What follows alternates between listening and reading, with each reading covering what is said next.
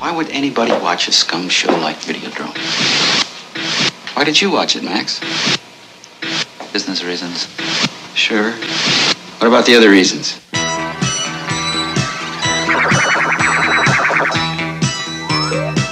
Max Wren is a victim. I woke up with a headache. He has been exposed to Videodrome. I've been hallucinating for a while, ever since... What? Since I first saw Videodrome. His brain is already receiving video images.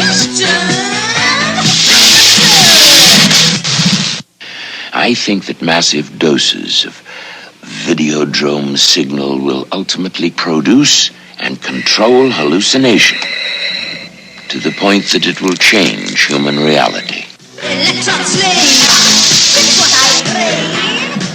Soon, his visions will coalesce and become uncontrollable flesh. Videodrome is seducing Max Wren. Please, come to me now.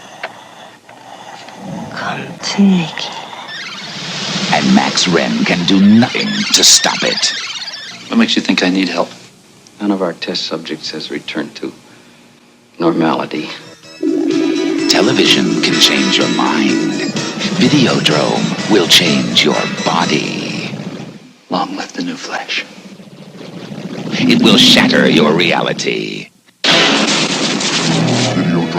Videodrome, starring Deborah Harry and James Woods. A shocking new vision from the creator of Scanners. Coming soon to a theater near you. Welcome everybody back to the ATI Podcast for episode 90. Barrett and Josh back on the call with you. And we have a very special guest this week to cover David Cronenberg's 1983 cult classic Videodrome, starring James Woods and Deborah Harry from the band Blondie, as you may know. And our guest this week, of course, is not Blondie, but it is Andy Triefenbach. Damn, I should have been Blondie, though. I mean, yeah, y'all deserve that. I mean, there is an uncanny resemblance, without question. So. Instead, you get me. I am so sorry.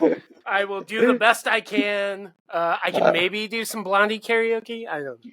Well, in honor of Blondie in this show, and this is going to be a deep cut if you haven't seen this movie yet, that is that Andy's going to be performing some sadomasochism throughout. So yeah, I got the suit in the back. Hold on. So, Andy, let's catch up with you and all the amazing thing that's going on over at Destroy the Brain and Late Night Grindhouse Programming since we last talked to you. So there's a few big events. I know you've done a ton in the last year, and it's almost been a year to the day since we talked last. Yeah. So some of the big things that I noticed and right away took note of, I know you did a couple TV performances shortly after being on our show, and I'll take full credit for that. Yeah, you should. You should. They were like, those guys at the ATI Podcast recommended you. They're on. We saw the numbers. But I know you had some opportunities to give some recommendations for like streaming and some of the events that you had going on via the television. Yeah. It was kind of wild because there were last minute kind of basically, what was it? Halloween Ends. That was the movie that came out last year. And essentially, I think they were just like, Andy loves horror movies. He'll do a good job. Yeah. Does public speaking.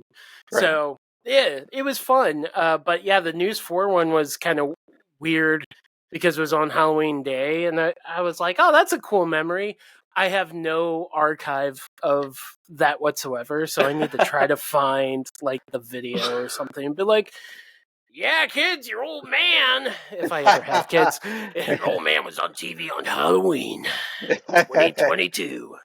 But, yeah, no, it was really cool just kind of being, whether the audience was receptive towards Destroy the Brain or not, it was really cool just kind of talking about all the stuff that we do, and kind of, I think on a personal level, it's like, oh shit, I do a lot around St. Louis. Right. To toot my own horn, I guess, but Sure. Personal honestly, recognition, man. Absolutely. yeah, I mean, when Destroy the Brain started, like, nobody was doing anything. So the fact that, like, I was able to do something, and you know, it's been, like, Late Night Grindhouse has been ongoing for 13 years, going into its 14th year next year. I mean, it's kind of amazing to look at, and I rarely pat myself on the back, to be honest. I'm actually cringing right now at Andy 2 minutes ago, but yeah, I mean, it is really cool just to kind of be on TV. Number one, it's weird. Number two, it's just it's cool to talk to people that aren't your audience and see if you can, you know, try to grasp them and be like, hey, you know how fun horror movies can be? If not, you know, do this. Absolutely. So, yeah, and plus it's Halloween time, so everybody's kind of in the mood. I think you can get people that aren't in the horror to at least watch something, you know, maybe tame, maybe not like a Serbian film or Martyrs or anything, but just some lighthearted romps for sure. Yeah, like Night of the Living Dead, sure. Yeah, right. One thing I realized in our last discussion too that we didn't really lead into in the conversation about the things that Destroy the Brain does, and that's, you know, you sometimes get early screenings of movies coming for theatrical release too. So that's one thing that I wanted to mention for sure. I know, like within the last year, I mean, ones I took note of specifically was movies like Talk to Me, that you guys had the opportunity to do early screenings with. Let's kind of talk about some of that. Yeah, so, I mean, luckily we're in a position where, you know, if it's a horror movie, we're pretty much the first people that they come to if they need, you know, promotion in St. Louis. Most of the time it's just the normal movie people, but this one was kind of interesting because a little behind the scenes, and you may have heard it on the podcast, the Destroy the Brain podcast, if you listen. But we were trying to get Talk to Me for the marathon because we were like, oh, it's a secret screening. Nobody has to know. So A24, like, they were really cool with it. And they're like, hey, can you do this for us? Can you do this? And we were playing ball. And then after a while, they were just like, yeah, you know, if your thing was in June, we could probably get away with it. But because it was in May, it was too early. Yeah. And plus, like, no fault on them. Like, I have no bad blood with them, but it was just like, obviously it's a bigger movie. So put your eggs in one basket, make it a wide release in June, July. I don't think they needed our help because to break it down number wise, like, that theater only has 130 people at full capacity. So like, if anything, it would maybe be more word of mouth, but I think A24 had that down. So it was still cool to talk about that stuff. And there were a couple of other things that kind of fell through with the marathon. So, but all good learning opportunities with that. But yeah, doing the advanced screenings is always nice because I think that's like part of the community work in a weird way. You know, I mean, stupid me, like, I am also a horrible promoter. Don't listen to me whatsoever. But, like, I had the opportunity at the Exorcist screening this past Tuesday, Exorcist Believer. Like, they're like, hey, do you want to ask these studio-provided questions? I'm like, sure. Oh, my God. And we were handing out shirts and stuff. And I only introduced myself as, hi, I'm Andy from DestroyTheBrain.com. We do horror event stuff. And then I asked the questions. No follow-up, no follow-through, like, no call to action. And I'm like, God damn it. I get so upset sometimes. Because, like, the business side of me is like, you you didn't drive home who you were, bud. But whatever. You know, I mean, I also, like, I don't want to just be a machine. The whole thing about Destroy the Brain and, like, Late Night Grindhouse was to create an event, but to get those people that would be on their own and come to these events alone, meet people. I mean, they're all weird movies that we show. Like, the fact that somebody knows that other weird movie we're showing, you should probably know that person. Like, they probably have very similar tastes. It's like sleeping with the same girl. Right. Right. Yeah. Right. Late Night Grindhouse, sloppy seconds. All right. Got it. Well, That's you what we mentioned- call our encore presentations from here on out. Sloppy sections. There you go. There you go. Well, at least I'll be getting the first helping tomorrow night. So Oh, myself. hey. So hey. Yeah. But before we get there, I want to. We've mentioned a few times you did the 13-hour movie marathon in honor of your 13th year too. So that was a huge accomplishment and a cool event too. Yeah. Pulling that off was, look, the first time I did it, I'm not going to shit you at all. It was like I planned it in February. So I had 3 months to essentially get all the films booked on that first go around. This time I had a whole year. With that said, I kind of like dilly daddled until probably around December. And I'm like, okay, time to start cracking down. And I start nailing down these things, and then stuff falls through. Like we were Right. going to show Amityville 2 towards the end of the marathon, which if you've never seen Amityville 2, it's insane. It's an Italian movie. That's all I can tell you. Yeah. It is made by an Italian filmmaker, but it's so bonkers, and it has like that kind of dream logic that you would find in like Fulci movies or Yeah. maybe like some Joe D'Amato stuff, because it's just wild. It is a wild fucking movie. It does have some weird stuff though, I will forewarn you. Yeah. But it's just like, holy shit, they made a sequel and this is what they made. Okay, cool. Yeah. But basically we had the rights and then we lost them. They contacted us and said, hey, we don't have the rights to license it to you. I'm like, oh shit. So that fell through. So I had to it was this weird thing of, so we showed, for those of you that aren't familiar with the format, what we did was 8 movies in 13 hours. So really not a lot of dead air. A lot of these kind of marathon show short films, which might be something we introduce next year. I'm not sure. But it worked out both years so far with the 8 films. And essentially they're formatted as 4 double features. So you come in at noon and you're going to get 2 movies back to back. And then you get like a 15-minute intermission. And then you come back and you get your next double feature, and you have to hear my bullshit and would be like, I don't tell you what the movie is. The fun in it is nobody knows what the movies are. They're all secret. Sure. You're paying a flat fee to be in the theater for 13 hours. And the fun of it is that when I'm talking about the movie, I'm making vague connections and stuff. I'm not talking about hey, and the movie is Videodrome, right? I'd be Right. yeah, this is one of the iconic body horror movies, or Right. just be really vague. Right. And then when they see the title, that's when they know what it is, or most of the time they don't know what the fuck it is. Right. Which is cool, because what the marathon does offer the opportunity for Late Night Grindhouse, and for me as the programmer, is I can program the non-horror stuff. I can program what really makes up that grindhouse kind of attitude or aesthetic, and not just focus on horror, because horror is definitely the bread and butter of the audience. No doubt about it. But once I show something that's not horror, it gets, I definitely see a drop in attendance. But I'm not showing horrible movies or anything. The August one was Class of 1984 and Rock and Roll High School. Right. So, I mean, they're fun. They're grindhousey. They're part of the exploitation era. And I want that to be recognized. You're not getting late night horror show. You're getting late night grindhouse. I want to make sure we're covering all the genres. So the good thing about the marathon is you just hype people up. You're going to see 8 movies that are going to fit that aesthetic, and we think you'll like them, but no guarantee. There might be ones that you don't like.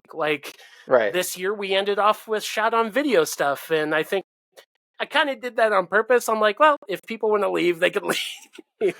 Or if they want to stick it through and be like, what the fuck is happening? That's also an option.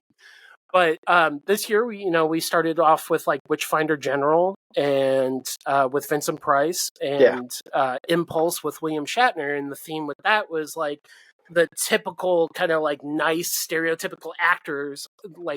Everybody knows who Vincent Price is. Everybody knows who William Shatner is, playing against type.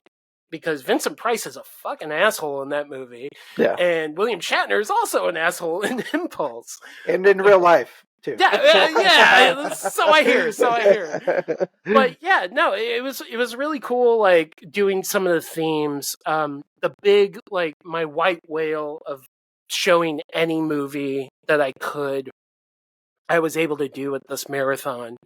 And that was also, like, just such a hard road to secure the rights for, like, I did not nail down the rights until the day before the marathon. Oh my God. Oh, And I'd I be was just sweating. like, I'm just going to fucking show it. And if y'all want to come after me, you can. But, like, Right. for 3 weeks prior, I'm like, hey, I need to confirm. And they're like, oh, we're sure it's fine. The producer's out on vacation. Or then it was a Spanish holiday because the offices that I needed to talk to were in Madrid. And, like, I remember specifically there was a Spanish holiday. And then the next day I'm like, okay, they'll be in the office. I'll get the answer today and I can stop freaking out. Yeah. No. In Madrid, and in Madrid only, it was also a holiday. So they had like a 4-day weekend. I'm like, fuck. Wow. And usually, like, especially in Europe, if you have a holiday weekend, they let you out early on Friday. Like, hey, or don't even come in.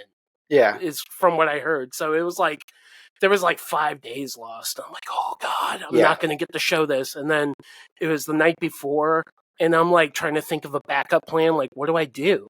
Like, I already made, like, the DCP for the theater. It's in the playlist. It's showing. Like, what do I do if they say no?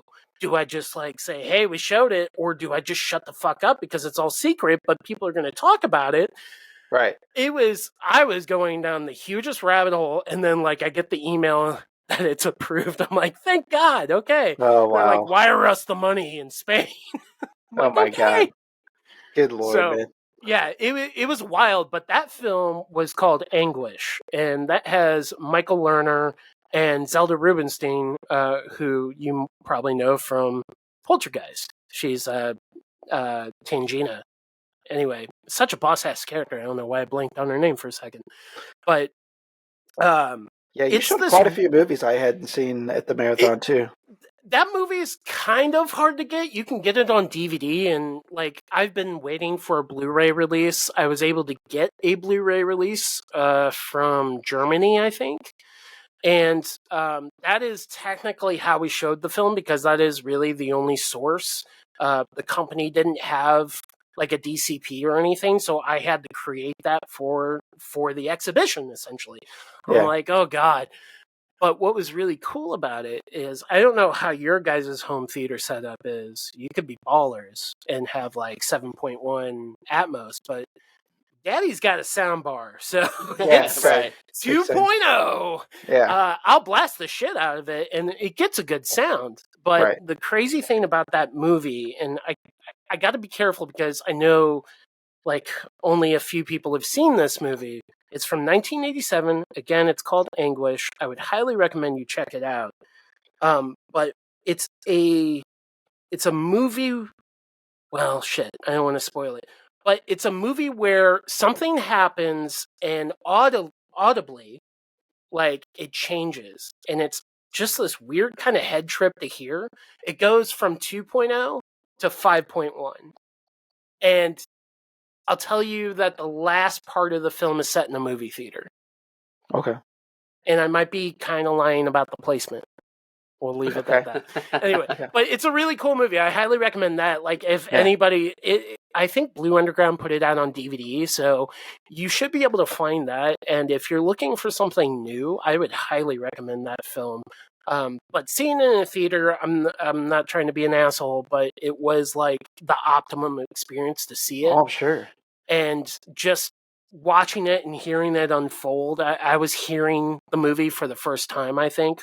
Just watching it in the theater, I'm like, holy shit, this is amazing. Yeah. And it was really cool to hear from people coming out of that theater, because that was the last set of that double feature. And people are just, like, blown away by it. And that was so cool, because here's what I'll say is, like, getting that instant kind of feedback is really neat. And especially even if it's bad, somebody comes out like, "What the fuck was that?" Like, okay, cool, let's talk about it. Like, Right. why didn't you like it? Because Right. they're people, they're Right. different people. Not everybody's going to be like you, and Right. it's always great to hear these different opinions. Yeah, for sure. One movie I know that would have been awesome to have seen in your recent viewings too, and I was mad that I missed it. I had other shit going on. Was you did Assault on Precinct 13 again to fit that aesthetic of the Late Night Grindhouse feel, but the sound I'm sure was concussive with that one. Oh yeah, no, Assault on Precinct 13 sounded amazing because that was my first time watching the 4K restoration. Right. Basically, the dudes over at AGFA, they're kind of tied into Alamo Drafthouse as well. They used to be a sidearm, but now I think they're, I don't know, it's a weird relationship. That's all I know. But, like, we've had a relationship for a while, and they're like, oh shit, we're sorry, the Alamo in St. Louis booked Assault on Precinct 13. Do you want us to cancel it? And I'm like, no, I don't want you to cancel it. That movie's so fucking boss. The more people we can show that movie, Right. That's all I care about. And like, sure, St. Louis is a small town, and I'm not gonna lie. Like, yeah, sometimes these events, like, people will go to one event and they won't go to the other because they went to the other event, right? And it's like a pick and choose, and that's just something that I think anybody who's throwing on events is going to have to get used to. 100%. I've been spoiled for a long time, being that only like genre thing. But overall, the outlook I see it at is like, we're always doing fine with Grindhouse, like, on a financial part. There's no threat of it like dying out until I say so. For now, that's the current status. But like, shit's gonna happen, and it's better for the city. Having different events, having people put on these different style of things. Like, nobody's just doing Grindhouse. Like, there's a specific format that we have, which, quite honestly, probably apes more from Alamo Drafthouse, if anything, because I came up with like a PSA to have people shut the fuck up, because that is something that I was really like stringent on with Alamo Drafthouse. I'm like, I'm so glad that they figured that out. And I'm like, let me try to do it, and I'll do it in a fun, cutesy way. So that's kind of where the PSA came from us. But like, outside of showing a pre-show and then the PSA, and then like also promoting the site and like the podcast and all the other bullshit we do, it's more of community building. It's not necessarily a screening. That's why I like the guys over at Arcadon. That they do great stuff with the community. There's so many great places in St. Louis now for film fans, and specifically genre film fans, to catch really cool stuff. And I hope that they do. Like, don't forget about little old Late Night Grindhouse, but I'm just saying, like, please don't like neglect certain things because you have a loyalty to other people, not just Late Night Grindhouse, but like, let's say you only go to Arcadon. Well, get out, see what other people are doing. There's stuff going on at Elmo. There's stuff going on at High Point. There's stuff going on at Marcus de Pere 14. It's so strange that Late Night Grindhouse landed out in the county where it did, but I'm also like pretty thankful where we did, because like, it's a little bit of a different demo out there. Well, yeah, we're in a nice position though. Like, I always felt kind of under I've always felt kind of under the gun at the other venues, and like, I never knew if I had a show the next month or I didn't. So like, here I feel more secure. So that's always a good thing. And the fact that they're willing to say, hey, yeah, you can do double features. I've never been able to do that before. Yeah. Or, hey, yeah, you could have a whole fucking day to do a marathon. Yeah. Right. That's amazing. Yeah, so. Absolutely. That's cool. Yeah, you can't beat that for sure. And so in talking about what you guys have going on too, we got to talk about what's coming up. So tomorrow night and Saturday night, you got the Boogeyman, and that's going to be at the Pear Cinema there. Yeah, so have you ever seen the Boogeyman? I know you said you're going tomorrow. No, I have not. The 1980 version, huh? No. Okay, so the Boogeyman is directed by this guy who, he's a German filmmaker called Uli Lamel. and he has made some really shitty movies. I'm not going to lie to you. The Boogeyman, however, is not a shitty movie. It's a weird movie because by its design, the producer behind it is Jerry Gross, and he was a very infamous exploitation film marketer. And you could read up on Jerry Gross. I highly recommend you do, because that's a story in itself. But he helped promote this film, and what this film did is it got on the UK Video Nasty list and got banned in the UK for a long period of time. So, like, if somebody was renting it or somebody did a third generation bootleg of it and they were caught by the cops, you would get arrested and jailed. Holy shit. It was some serious shit back in the day in the UK. But in America, I think it was cut a little bit, but that's about it. What's weird about this movie is it came out in 1980, and it definitely is trying to capitalize on the still fresh 1978 Halloween. Yeah. So it starts off as a Halloween ripoff until it starts to kind of lean into The Exorcist. And then it just becomes like a weird kind of lost Amityville story. That's Actually, the impression I was getting. Yeah. In the pre-show, I did put trailers that thematically feel familiar after you watch Boogeyman. That's kind of what I do at the pre-show. And I put Amityville: A New Generation, which is also about a mirror. So when you see the trailer and you see the movie, you'll make the connection. You'll be like, oh, that's what Andy put that trailer in there. Right. But the Boogeyman, it's a movie that I remember seeing as a kid, and I didn't remember a lot of it. But Vinegar Syndrome, Hey, Hey. look at that. Vinegar Syndrome just put out on 4K, and that's actually what we're showing is the 4K restoration that AGFA provided us. But it looks great. I think it looks really Awesome. great. And I think it's just going to be more fun with a crowd. Like, last month was a crowd movie, Scream for Help. Not a horror movie. Again, like, the attendance was lower last month because it wasn't a horror movie. But I'll tell you, those people missed out because that movie, watching it with the audience, was just a joy because you're just trying to figure out what the hell's going on. Essentially, Scream for Help is like a Lifetime movie shown on a 42nd Street theater in New York City. Okay, it's directed by Michael Winner, who gave us Death Wish 1 through 3 and like a whole bunch of other cool fucking action movies. But anyway, Scream for Help is a lot of fun. I highly recommend that. And that also comes from Jeremy Jones. He's the one that introduced that movie to me. Okay. But yeah, The Boogeyman is a lot of fun. I think it's a good kind of Halloween Kickstarter. And we're doing that on the 6th and 7th. Well, we got to throw a positive bone in Jeremy's direction because last time you were on the podcast, you got some shit for talking about his taste in Wishmaster.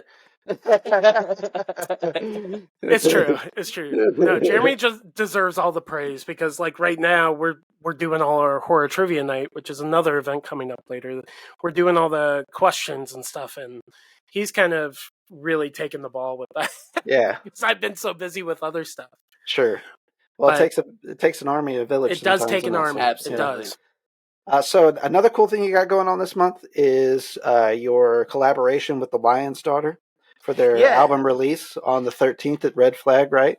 Yeah, so I've been friends with the guys in The Lion's Daughter and Hell Night for a long time. In fact, like, Eric and Andy came to Grindhouse all the time, and we would just talk, and he was like, yeah, we're doing like this kind of hardcore, like goofy core band.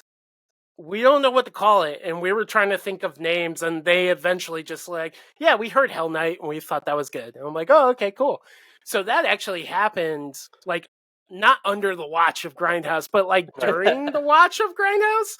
Yeah. It was just kind of really cool. I was like, oh, that's another thing, like, community wise, like hearing a side story like that always kind of warms my heart. But so essentially they're like, do you want to kind of be like the fourth band? I'm like, what am I going to do? And essentially, I'll tell you, this guy, Elliot, is doing this Friday the 13th kind of edit, which I don't know if it's all the kills or he's doing something comedic, but he does some stuff. He does all the Hell Night like video promo stuff, so it's gonna be good. Yeah. But and I'm gonna show some trailers and some other like footage from films that hopefully match what's happening on stage. We'll see Nice. how it all works out. I'll be honest, it's a new realm for me, so I Sure. have no clue how Sounds it's going to awesome. go down. But Sounds yeah, incredible. look, at my worst, you're going to get 3 bands that are going to kick your ass. Right, You got Spinal Fetish, which is like that whole hardcore kind of like thrash shit. Yeah. Hell Night, I love 'em. Hell Night, and Yeah. Lion's Daughter. I'm really stoked to get their Yeah. album. Oh yeah. Which I guess I'll pick up that night. Yeah, I'm really looking forward to Bathhouse for sure. So yeah, those guys all rule. Their music rules. $12 advance tickets, and then $15 day of show, 7 p.m. That's Friday the 13th. I don't think there's any better Right. way to No, celebrate yeah. it, right? And a very unique experience too on Yeah, Friday the for 13th, sure. something you've never seen before. So Yeah, look, I could sell it two ways. Come see a whole bunch of horror bullshit on a big screen behind some bands, or come see Andy sweat his ass off in Failure. Well, you might have some people turn out just for that. Yeah, so. yeah, they're You like, gotta I want catch to them see all." a grown man crash. For sure. And then I guess the next month, the next activity you guys got a week later, October 20th at Heavy Anchor, you're doing the Heart Trivia, right? Yeah, I Fridays I don't want to stay home. Apparently, so Evidently. October 20th is it's our horror trivia night at the Heavy Anchor. There was a lot of H's there. But yeah, it's essentially our Halloween show. We encourage everybody to dress up, and we encourage them by bribing them to give them free 100 points to their collection. And we'll have tons of candy and all sorts of bullshit.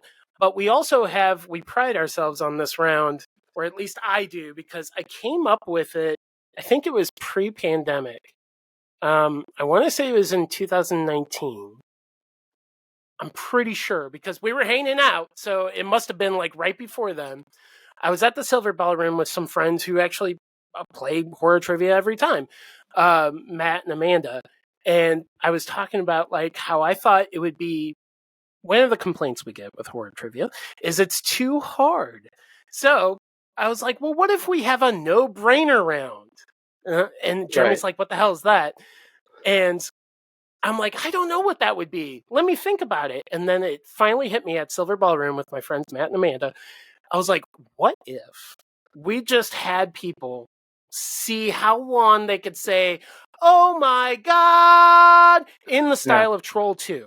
So that's what we're doing. That's the no-brainer round. We've done it 2 times now, and it's been so much fun. Yeah. I think the longest record is like almost 2 minutes or something. It's insane. Wow. I was like, the breath control is ridiculous. Yeah. But yeah, we just have people who want to give it a shot, and if they, win, they get 100 points. And if they don't, well, they just screamed in a microphone and probably, killed everybody. I don't know. Absolutely. Maybe they'll get a drink to forget about it. I don't know. There you go. Hey, maybe they're drunk enough that they won't care anymore. Yeah, Right. That's the hope. Yeah, drop those inhibitions.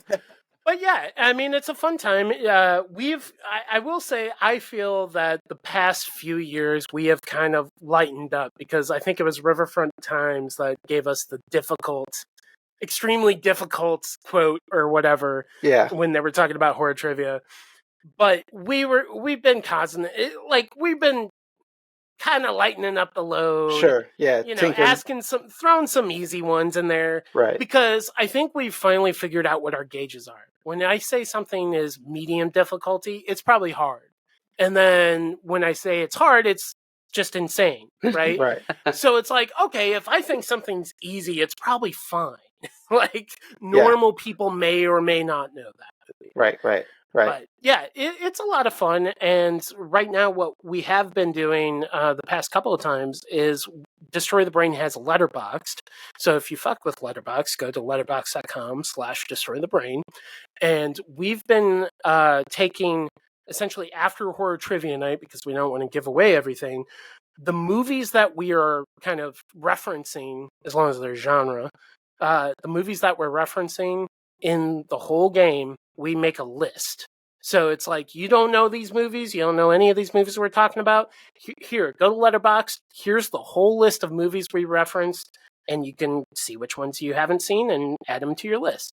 Yeah. So that's kind of been cool, just because, like, you know, I mean, if anybody's really stuck with us for the 5+ years I think we've been doing horror trivia, we mine from a lot of the same kind of movies. And really the main difference is, like, if something gets a new release on Blu-ray and we're able to watch it recently, or newer movies, you know, like, as the years go on, we get newer movies. That's how time works, fellas. I didn't know. Yeah. So we were like, you know what? We should probably make some trivia.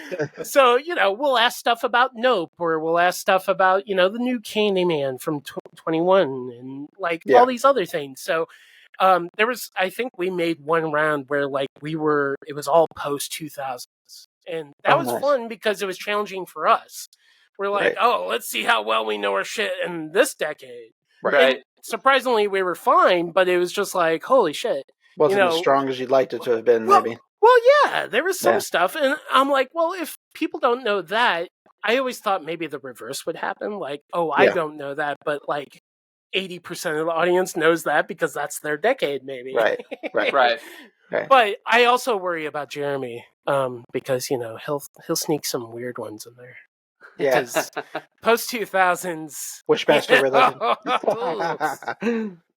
Lots of sequels. Lots of Amityville stuff in the 90s, too, though. So, Yes.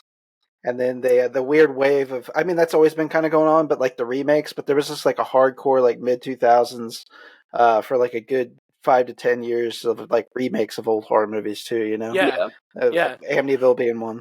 Which there was a point in time when I thought about doing, like, a reevaluation remake, or remake of reevaluation. I forget what I was calling it. But, like, recently I bought the Texas Chainsaw Massacre remake, the Michael Bay one. Right. Yeah, not the one. I hate that I have to say this. Which remake it is? Yeah, which remake is it? But I was like, you know, I kind of want to go back. I remember liking it, and I mean, it doesn't hold a candle to the first, like, the OG, right? Because what makes that work is, like, the anti thing happening with this remake. It's so polished, and that's not scary. Right. But what I will say is, it seems like that period of time in the early 2000s, I know it's funny how for a long time people got used to that term torture porn. And now, recently, it's come up and people are like, oh, I hate when you call it torture porn. How do you get gratification out of torture? I'm like, well, some people do.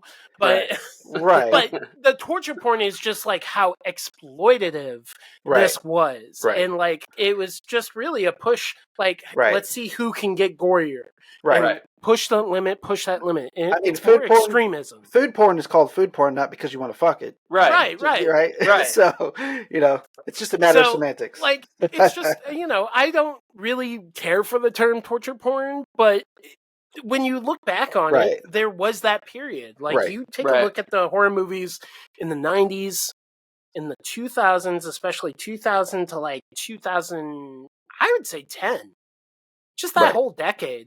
To, like, now, 2010 to 2023, you're going to see the vast difference in voices, in style.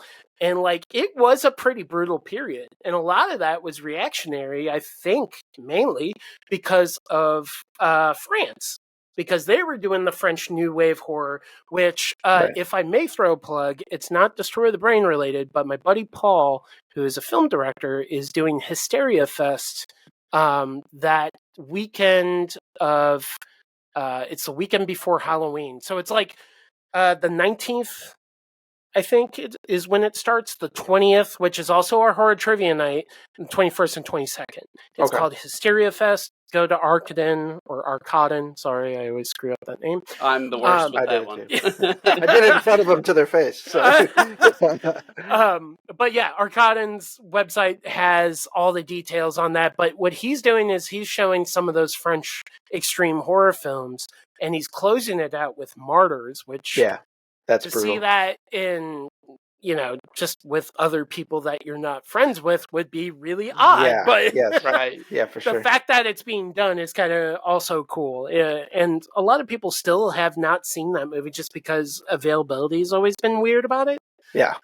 So yeah, I would, it's Yeah. hard because Martyrs is definitely not a film you recommend No. like to a casual No, horror definitely fan. not. Like, Definitely not. oh, you want to get your spooks in for Halloween? Go see Martyrs. Right. No, that's not Right. how it works. So, if you want to challenge yourself, go see Martyrs. That's what I would say. It's a good movie, but I will also Right. say that I've only seen it once. Same here. It's the same. Yeah, it's good. I watched it once. I got in like this period of like I was just trying to find the most desensitizing movies, which is not a good rabbit hole to go down. Right. Folks. Yeah, it gets pretty. It's not for the faint of heart. No, yeah. So You that went was down the iceberg route, right? yeah. I went Yeah. down. Yeah, very bad route. I think I watched like within the course of. To me, it's all kind of a blur. I feel like it was like in a matter of months, but I saw like Martyrs, a Serbian film, 120 Days of Sodom. The Criterion Collection. Yeah. Yeah. What else did I watch? Trash Humpers. Okay. Which did really, that was more comical. Yeah. Honestly. Yeah. There was a ton of movies that I watched in that time period. I think like Human Centipede 2 came out about then too. So I was watching that. And, my wife was like, "Oh, you guys stayed up and watched Martyrs. I want to watch that." I'm like, No, I'm not. I deleted that. I don't want you to watch that. It's funny because heavy. like I get into conversations with my girlfriend and she's interested in horror and some of the movies that I get because my stupid ass gets a whole bunch of movies. And there'll be times where she's like, "Oh, what is this? Oh, that's Irreversible." Right. Actually, funny story about Irreversible. The third date I was on with her, we were talking about sound because she's also a sonographer. So that's like ultrasound of hearts, right? Yeah. And we were talking about sound waves and how some frequencies do certain things to the human body. I don't know how we landed on this, but of course, when I heard that, I was like, "Oh, yeah, there's a movie called Irreversible." And basically there's this frequency played through the first 13 minutes and it's supposed to make you feel nauseated. Yes. And then I was like, it's one half of Daft Punk. And I was just going down the rabbit hole with her. I'm like, "Here, let me show you a scene." Show her like the fire extinguisher scene. And I'm like, I didn't get to that point when the release happens, I guess. Yeah. I was just like, yeah, you can't really hear it because, I think she did, is the sound from her TV speaker. So I'm like, well, you can't really hear it. So never mind. But yeah, this is part of it. And she's like, "Oh, maybe I'd like to watch that movie sometime." I'm like, maybe not. Maybe not. Yeah. And there's definitely movies that like, I'm like, you're not going to like this. Just like music too, Like Sunday I saw Barrett at Chat Pile and I told Nikki, I'm like, "You're probably not going to dig this. So maybe stay home." But she gets FOMO sometimes and she's like, "Oh, I hear it was a good show." I'm like, "It was." Yeah. But yes, it was. It killed. It's your fault. No. Yeah. Yeah. But yeah, I mean, it's funny how like, here's what I love about the genre, just to kind of hopefully wrap up that little part, is that I like how delicate it can be, how heartwarming it can be, but it can also like really test your limits and kind of test your boundaries on how you feel on certain topics. And the fact that the horror genre has that potency to do that versus like drama, right? Versus a lot of genres in the film world. Horror seems to be that one accessible thing that is so visceral or can be so visceral that it can comment on stuff like, Catholicism's a big theme and like religion's a big theme in horror films. And the fact that it can tell a narrative story and catch on with people. Like, I'm not a religious guy. I've been to church like maybe a handful of times. And it was just for a wedding. So, like, I have never really been to a service except for, like, once or twice in my whole life. So I am not, like, somebody who takes religious stuff too seriously. Right. But, the fact that people are sensitive to that stuff and it does mean something to them, even if they're not like heavy practicers, and they're able to watch a movie that like touches on some of the themes and maybe even some of the same questions and problems and situations that they have with their religion, it's always interesting. And again, it's just another view to say you are not the only one in the world. There are other people. 100%. And that's what I love about it. So yeah, and the horror genre overall is just a genre that makes you feel some kind of way, regardless if it's good, bad, indifferent. You have a stricted version to what you're seeing. It's controversial. You're having fun with it. And then there's different levels of that. People's susceptibility to what they're seeing, people's enjoyment that they get out of what they're seeing. Sometimes, you can kind of take the joke when it's meant and sometimes not. So, there's just so much stuff that horror hits on, honestly. And it'll forever be my favorite genre. There's such a depth to it too. Like as somebody that's new to horror, like you just it's almost overwhelming. You know what I mean? Like sure. You know what I mean? Like there's just so much to it. Well, there's so many like horror is just really like the tree, right? And there's so many different branches, and there's even roots. Like Barrett when he did the extreme French stuff, that's like the roots, right? That's the dirty shit. But like there are branches easy to pick from. Like I love the fact that you could show Monster Squad to a 10-year-old kid and a 42-year-old man. That's me.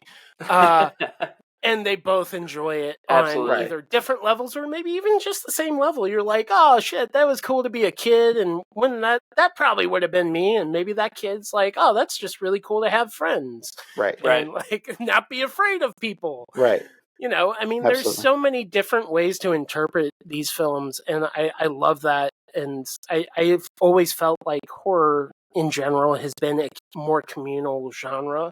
I take horror very seriously, though. So, I mean, this is just me maybe preaching to the choir or just talking like a madman. Well, there's people that are just dismissive of it because it's horror in general. And I think that's going to lead us nicely into our discussion today for Videodrome in particular, a movie that was very polarizing in its initial release, has been talked about, bandied about, and finally gained its, what I think is well-deserved cult status present day. And so I guess kind of our vision for the discussion going forward today is kind of how we wanted to format this, is we're going to get into some of the analytics and casting and that simple stuff that's not spoiler-filled for the folks that are listening tonight. And so we're going to go through, the synopsis and the release date and all that fun stuff. But then we're going to get in for beat particulars and kind of follow the story linear. And then at the end, we're going to kind of recap it with some overwhelming themes and thoughts, and then some news and notes, random facts that are going to be, tied or rallied to spoilers too. So we'll let you know at that point in the conversation when we start to enter spoiler zone, if you will. So if you guys haven't seen the movie, you want to take a brief pause and check that out, especially on the on-demand versions of this podcast when you go to listen to or watch. Secondarily, remember that we've always got our guest details in the episode details in the links. So they got links to go to Destroy the Brain and all the cool events that they got going on. So if you heard anything that we talked about today and you're like, oh crap, I forgot where you said to go look at that, it's always in the episode details. So we're going to have that for you folks to go and catch everything that's going on with Andy's group over there at Destroy the Brain. So Andy, we ready to get into some Videodrome talk? Hell yeah, let's do it. All right. So we're going to start with the synopsis. So when Max Wren goes looking for edgy new material for his sleazy cable television station, he stumbles across the pirated broadcast of a hyper-violent torture show called Videodrome. His attempts to unearth the program's origins send him on a hallucinatory journey into a shadow world of right-wing conspiracy theories, sadomasochism sex games, and bodily transformation. Starring James Woods and Deborah Harry, Videodrome is one of the most original and provocative works from writer-director David Cronenberg and features groundbreaking makeup effects by Academy Award winner Rick Baker. So this was released on February 4th of 1983, so a wonderful Valentine's Day date for this question. Yeah, what a film to go see on a date, dude. That'd be wild. In a runtime of 1 hour and 29 minutes. And so actually a pretty quick movie. Yeah, it wasn't bad, yeah. In retrospect. And so the cast, of course, we've already mentioned some of them. David Cronenberg, of course, directed this movie, and he also wrote the movie. And you may know David Cronenberg from Scanners, Dead Zone, Dead Ringers, The Fly, Naked Lunch, History of Violence, and many more. My personal favorite director of all time. And, he's not for the faint of heart. I will warn folks if you have not ever went down the David Cronenberg rabbit hole, but he's a director, in my opinion, that can do it all. He's done every type of movie that there is, and even David Cronenberg's worst movie is way more interesting than a moderately good movie. Right. So that's kind of my short version of my opinion on him and why I think he's the best. Director of photography on this, Mark Irwin. Mark has worked largely with David Cronenberg over the years, but oddly enough, he's also very known for Scream and a lot of Fairley Brothers movies, which is ultra weird to think. He's done like 4 or 5 at least, I want to say, especially all the ones from mid-90s on into the early 2000s. He was a part of it. And I believe he actually was, if I remember correctly, he might have been the director of photography for Old School as well, the comedy movie with Will You're Ferrell. my boy, Blue. Yeah. So kind of random tidbits of information on that. It's kind of funny. Soundtrack. Iconic soundtrack, in my opinion, from Howard Shore. Again, Howard Shore works a lot with Cronenberg, overwhelming majority of the time, but he also has a lot of credits with Peter Jackson. He scored a lot of Peter Jackson films, as well as The Aviator, so the Martin Scorsese awesome movie starring Leonardo DiCaprio. And then actually has some SNL credits from the 80s as musical director, too. So wow, kind of a wide range of experience for Howard Shore. Special effects supervisor, we mentioned him earlier, Rick Baker. Of course, if you don't know that name and you're a fan of movies, wouldn't call you a fan of movies. Possibly you an know argument. Nothing. Yes, you know absolutely nothing. It's easy to know who this guy is. If you've ever seen American Werewolf in London, Thriller, Altered States, oddly, Batman Forever, also a part of his filmography. Men in Black, The Ring, the American remake of the Japanese Ringu, of course, and The Wolfman are some of his prominent credits. So Rick is an awesome makeup special effects, and we actually talk a lot about Rick on our episode with Logan Cole back in the first season, so you guys can catch that conversation in our archives. Moving on into the cast, we've got James Woods, who plays Max Wren. Debbie Harry of the band Blondie is Nikki Brand. Sonia Smits is Bianca Oblivion. She's really famous and known for her Canadian work, specifically Us in America. We're probably not as familiar with him. Or with her, excuse me. And then Peter Dvorsky is Harlan. Leslie Carlson plays Barry Convex. Yeah, Patron. Sorry. Yeah. And Jack Creeley plays Brian Oblivion. Lynn Gorman plays Masha. And Julie Kaner plays Bridie. And those are like the most, I just credited like the prominent characters that you see on screen that actually have lines. Right. There are a few other actors and background characters and extras, but we're not going to get into that. Oddly enough, this film was released by Universal Pictures. So a lot of people would hear that, and especially if you've seen the movie, people of our age who weren't really alive for the theatrical release, or at least old enough to see it, you would think that that's very odd that this was a Universal major release. And this was Cronenberg's first major motion picture with a large studio, specifically too. He actually had a budget of $5 million Canadian, so almost $6 million. And the box office, unfortunately, was only $2.1 million. Damn. So a big financial flop immediately. However, it was a product of its time in the sense that VHS became much more affordable, and VHS players were more prominent in homes, and the VHS rental game started to pick up. So this movie actually became pretty popular in VHS rentals and then eventually DVD sales to go on to actually kind of gain its cult status. Just because it was a financial flop at the box office too, does not mean it wasn't critically acclaimed or didn't get some type of success or notoriety. And it was nominated for 7 Genie Awards. In fact, Cronenberg won Best Director for this film that year, and that's Canada's version. I was going to say I was getting ready to ask that question, so I'm glad you clarified. So it's got some notoriety there. You might be putting some things together if you know any of your movie history as well right now at this point in the conversation. That's the fact that, well, this is early in David Cronenberg's career, so how did he have the ability to bounce back and go and make more successful films? Well, first off, Scanners was so wildly successful to start with. That gave him a lot of slack And then secondarily, in the same year, Dead Zone came out. And Dead Zone was wildly popular and successful too. So, hence, he was able to go on and make The Fly, which is both critically acclaimed as well as did well at the box office, and continued making more and more movies such as Naked Lunch and so on, Dead Ringers within those following years. So, that's how he stayed afloat. It was a 2-month shoot. Actually, I think it was like 35 days. That's insane. Technically. After watching the film, that's pretty insane fact. And they went into production without the script being completed. Now, people might hear that and think that's really weird, or how is that even possible? Well, how they were making this film was with Canadian grant money, essentially. And what happens in Canada, or it's particularly at this time, I should say, let's say like prominent figures of the public, like doctors, lawyers, those types of people, as it gets toward the end of the year, they want to have a tax write-off. So actually those funds the government takes and use and puts them toward, they can use them as tax write-offs is whenever they're like producing films such as this. So they'll get their financing like right at the end of the year. And that's what happened with Scanners, is they got financing like 2 months out from Christmas or so. And Cronenberg wasn't completely done with the script, so he had to like rush to production. And so they were actually like hashing out details of the story and changing stuff on the fly while they were shooting, which created kind of a chaotic shooting environment. And for the first time, Cronenberg had like a low murmur of a mutiny on his hands as well.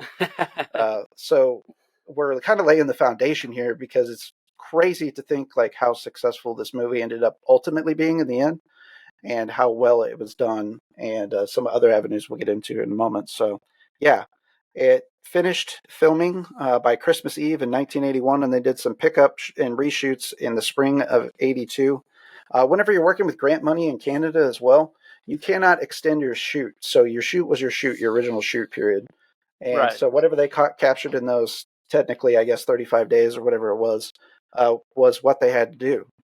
The first week of shooting was strictly dedicated to recording all the pre-recorded materials and like the cassette tape footage and stuff that they show throughout the movie.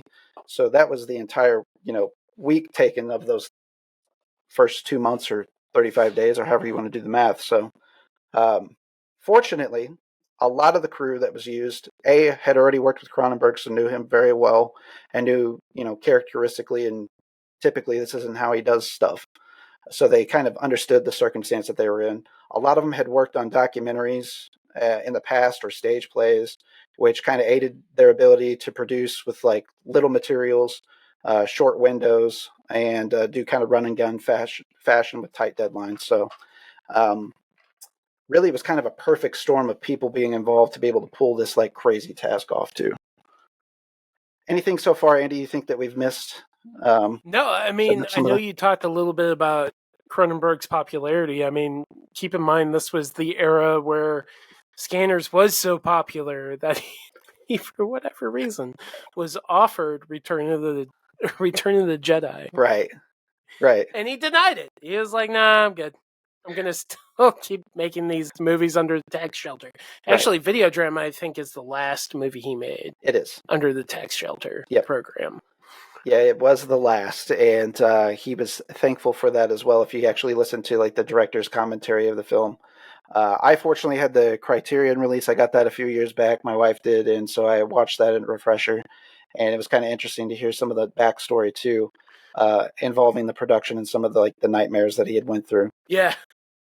I know he had some like pep talks with the cast and crew too, like before he would even shoot throughout the day, because it's just the murmurings going on set, like people thinking that their funding was getting pulled, or like all these issues were taking place that weren't in fact taking place. He was like had to talk everybody off the ledge like every couple days as they were shooting. So that's the Canadian tax shelter money. Right. Makes you work for it. Yes, absolutely. So the other issue that the film ran into is the fact that it was heavily censored in its initial release, or at least they attempted to censor it even more than what it ultimately was. There was a lot of torture scenes that are in the movie were cut, or cut short, that is. Particularly if you've already seen the movie, there's a second torture scene that there was accusations of castration going on in that, which was not what was happening in that scene. But that's how, I guess, the censors that B felt that it came off, so they wanted to cut that scene entirely from it, the original theatrical run.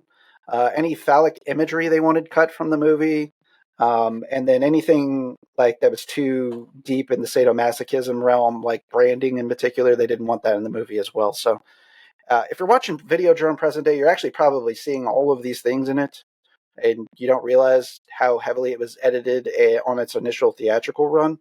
I don't know that it like overall hurt the movie, but it definitely, I think, takes away from the impact of some of the shock that it injects throughout the storytelling with intent as the movie progresses along too. So take that for what it's worth. I'm sure there's probably some cut that you can find out there if you prefer to see it in that light. I don't know why you would, but it's a bastardization of the director's vision, so I don't know why you would even bother. Well, what's funny about like Cronenberg when he talks in the commentary about the MPAA essentially attacking his film, and I think it was during the scene when you're introduced as a viewer what Samurai Dreams is, right? And it's the shot where she like undoes the doll and it's really like a wooden dildo, right? Right. He says on the commentary that the MPAA asked him to cut that. Right. And like essentially it was, anything suggesting phallic symbols or whatever, it has to be cut.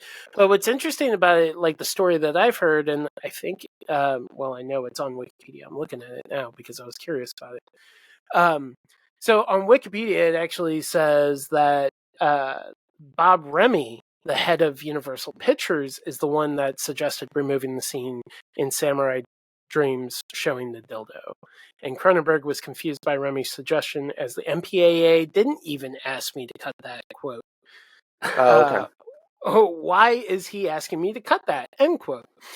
And then Tom Mount, who was a producer and I think maybe even the president of Universal Pictures at that time or time after.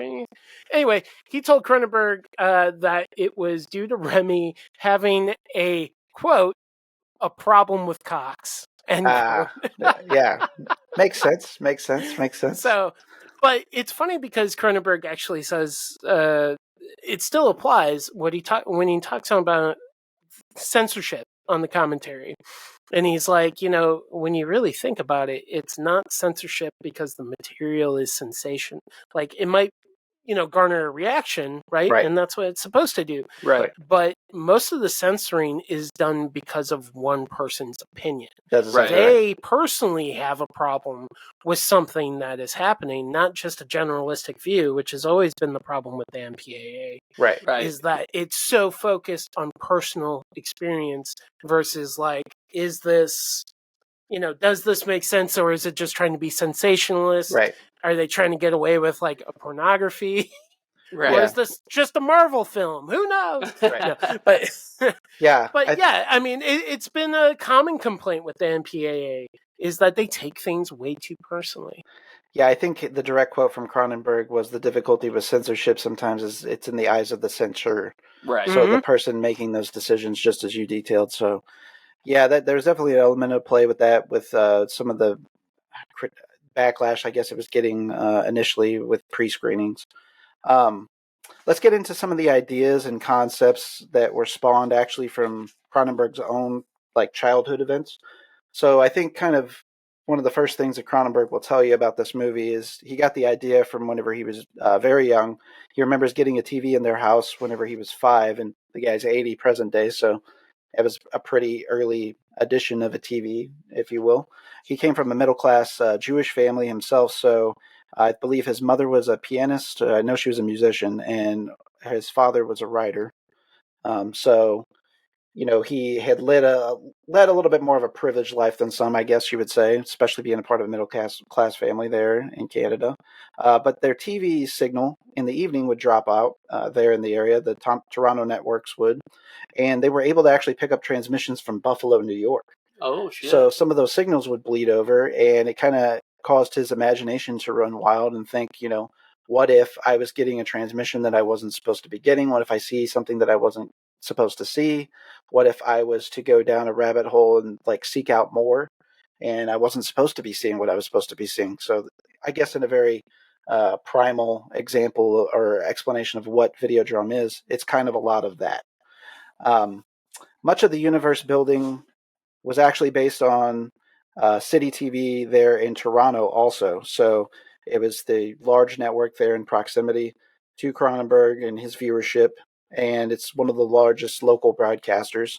And one of Max Ren's partners, actually, who's named Moses in the film, is a reference to the founder of City TV, which is Moses Zamir. Zamir, I'm not exactly how to pronounce that last name, but yeah, one of the founders there. So that was kind of an interesting fact. That is cool.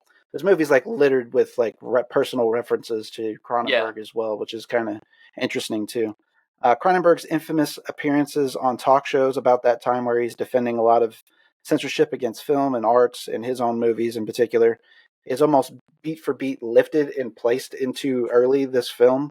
There's a panel discussion, which we'll talk about once we get more particularly into the synopsis and events, that where Max Ren character, the James Wood character, is actually defending his network and its programming. And a lot of what he even says is lifted directly from Cronenberg's interviews of the past, and he would even go on to do more interviews very similar to that. And so it was kind of interesting to see that dynamic played out again, because I didn't put those connections together, even though I had seen all of those things until recently in rewatching it. And I was like, wow, this is, actually the exact same conversation that he had already in real life. So another big thing is, and we kind of touched on it earlier, the Samurai Dreams. Baby blue movies in Canada were like a thing. And that, of course, is like, I don't know, what would you liken it to here? They're like softcore porn. Yeah, like Skinamax. Yeah. Right. There you go. Basically, I mean, City TV was like this weird experimental network in Toronto, and it would later, fashion out to other Canadian provinces. But I've been to Toronto before. 2005, I think, is the first time I went, and the last time I went was 2009. So I remember when I was in the hotel room, I was switching through channels. I'm like, City TV, how do I know City TV? And then it clicked with me because, funny story, I should have brought it up here, but my dad is the one that actually introduced me. And when I say introduce in quotations, it's because he had a videotape of this movie. I still have that videotape. It is downstairs. Nice. And before doing this, I'm like, I'm interested to see what else is on that tape. I know Videodrome's on it because that's the only label in there. But then I found other stuff after, because I think it's fine for me to say this. Nobody's going to come after me. My dad pirated a lot of stuff. Yeah, my dad did too. He did the VCR dubs, man. Yeah. Oh, yeah, you just set up 2 VCRs and you set up the rentals, and Yep. You build your library, and that's how that's how I discovered a lot of film, other than like going to video stores and renting 6 VHSs for a weekend or whatever. Right. But no, it was interesting because my father passed away earlier this year, and to kind of watch this, because I know this was a favorite of his, and 2001 was a favorite of his, and Blade Runner was a favorite of his. The next movie after Videodrome was 2001. Oh, wow. And then after that, because I just kept going, I'm like, how much tape is on here? Yeah. And then I found my dad was a big jazz guy, so I found some old jazz performances with people I have no clue who they are. Wow. Like Chuck Corea? Yeah. I'll have to look at that, but that was the only name that sounded familiar. And it was him playing with a xylophone player or something. It was wild. Yeah, Chuck Corea. It was a weird trip down memory lane. That is cool. But yeah, he's also responsible for probably showing me A Clockwork Orange way too early. Yeah, I hear you. Yeah, I got quite a few similar experiences, and I definitely saw Scanners early. I know my dad introduced me to that, and I was just I didn't understand why the heads were exploding when I was a little kid. I knew it was happening, and I knew it was wild, and it shouldn't have been happening, but I didn't understand the whole premise of what was actually going on. So it's kind of fascinating to later understand that and be a fan of it. but having been subjected to it at such a young age, it's just one of those prominent images in my mind of just, heads exploding off of bodies in general. Yeah. Michael Ironside, every time I would see him in something, I'm like, I know him from somewhere. And it was always Scanners. Right. Everything always went back to Scanners. So good. I love Michael. One of my favorite, creepiest, like, get under your skin roles is Visiting Hours. It's a movie that 20th Century Fox put out in the 80 or 81 or something. It's really creepy. He's very creepy in it. But with City TV, this is also, in the early 80s, even late 70s I can't remember when City TV started, but it was around that era, right? Right. And they were just creating content to fill in the space. So in a weird way, it was like the early cable system, like what would become cable, like MTV and all those channels in the mid 80s. Toronto was already doing. Toronto was just Canada in general, but mainly in Toronto, so much stuff developed really quick in that city. Yeah. And it's always been I kind of found that out going there a couple of years. I'm like, wow, there's it's so strange to look at a city. Granted, it's more populated than St. Louis, but it's so crazy to see these cities, how they developed over the years. And when you look at the roadmap and how long that period was of development, it's not much. Right. And then you look at St. Louis, it's St. Louis was supposed to be the city to surpass Chicago in development and all this other stuff, and that never happened. And Chicago's the third city in the world, so it always makes me wonder if St. Louis would have got their shit together, right, what would have happened? Right. Yeah, for sure. Yeah, no, I like the early themes of TV development and playing stuff for an audience. I mean, Max Wren, I think it's pretty safe to say he's kind of fucked up. Yeah, for sure. I mean, he gets a gratification about finding really risque, controversial stuff. That's what he's interested in. That's his drive. Right.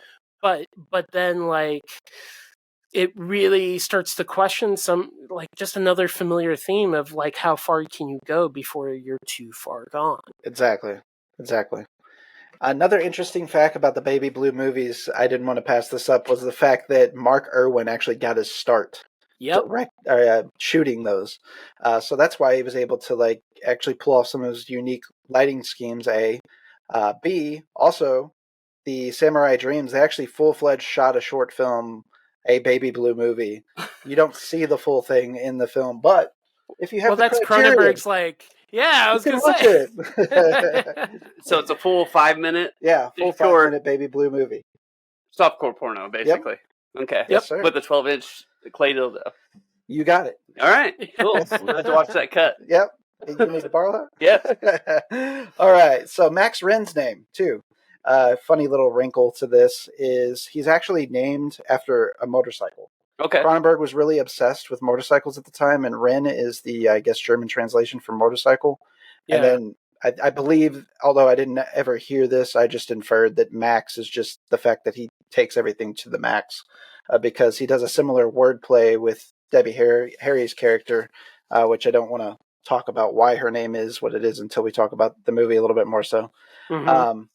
Marshall McLuhan is a famous Canadian philosopher and professor. He actually taught at the University of Toronto, to which David Cronenberg actually got his bachelor's from.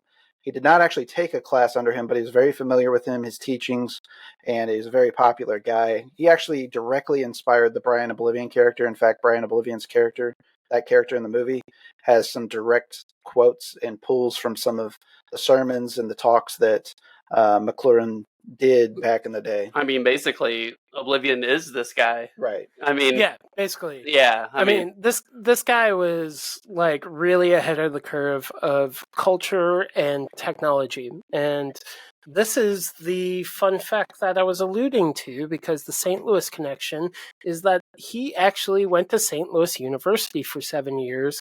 And I believe he got a doctorate or a doctorate of philosophy degree in 1943, met his wife here in St. Louis, who was, I think, originally from Fort Worth, somewhere else in the States. But yeah, they both met in St. Louis. I That's think incredible. that may have been his only That wife. is pretty but crazy.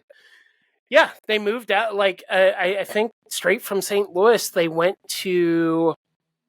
I can't remember if they went straight to Toronto or if they went to Windsor, Ontario. But it's some crazy fact like that. Like right before, pretty much the dude's mainstay, he was in St. Louis for 7 years.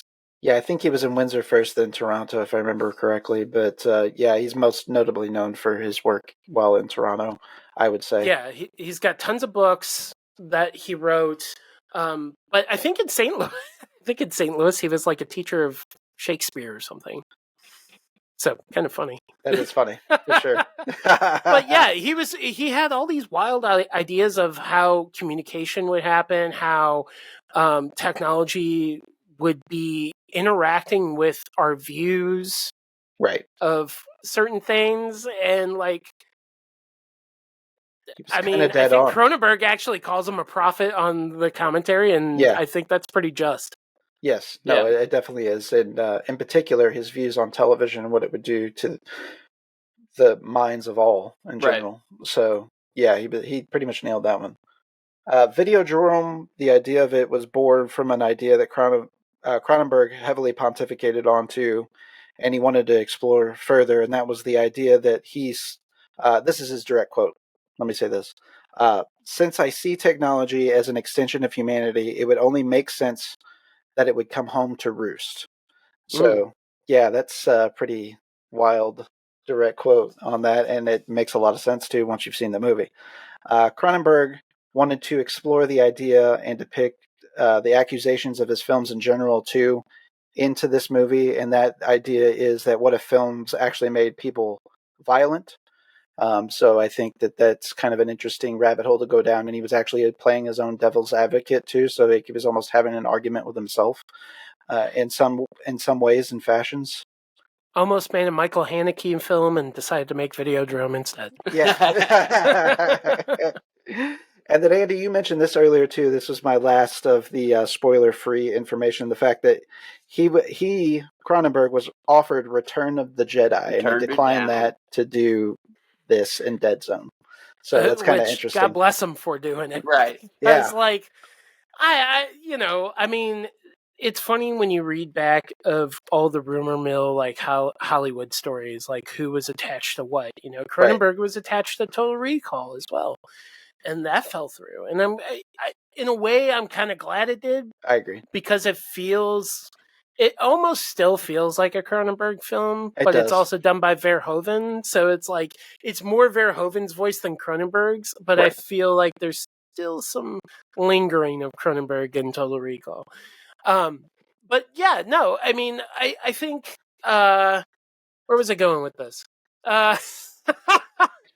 Shit. Well, we were just elaborating on the fact that Cronenberg could have done these other films. But could have done these other films, and basically, like all the wild stories that you hear about these directors attached to other projects that you just like read now, and you're like, "There's no way that would have worked." Right? Like you're gonna tell me Cronenberg is gonna do a Star Wars story? I mean, that could be cool, but they're not gonna let him do what he wants to probably do. He's not gonna have free reign. Free creative. It's like how many years has George Miller been tied to doing a Justice League movie? Like, there's no way that was ever going to happen. Right. I think originally before Christopher Nolan, wasn't it? Who was flirting heavily? Now I'm having a brain fart. Requiem of the Dream director. Darren Aronofsky. Yeah, Darren Aronofsky. He was actually rumored with Jake Gyllenhaal attached to be Batman. I kind of remember some of that. Was supposed to have a franchise, and it didn't take off.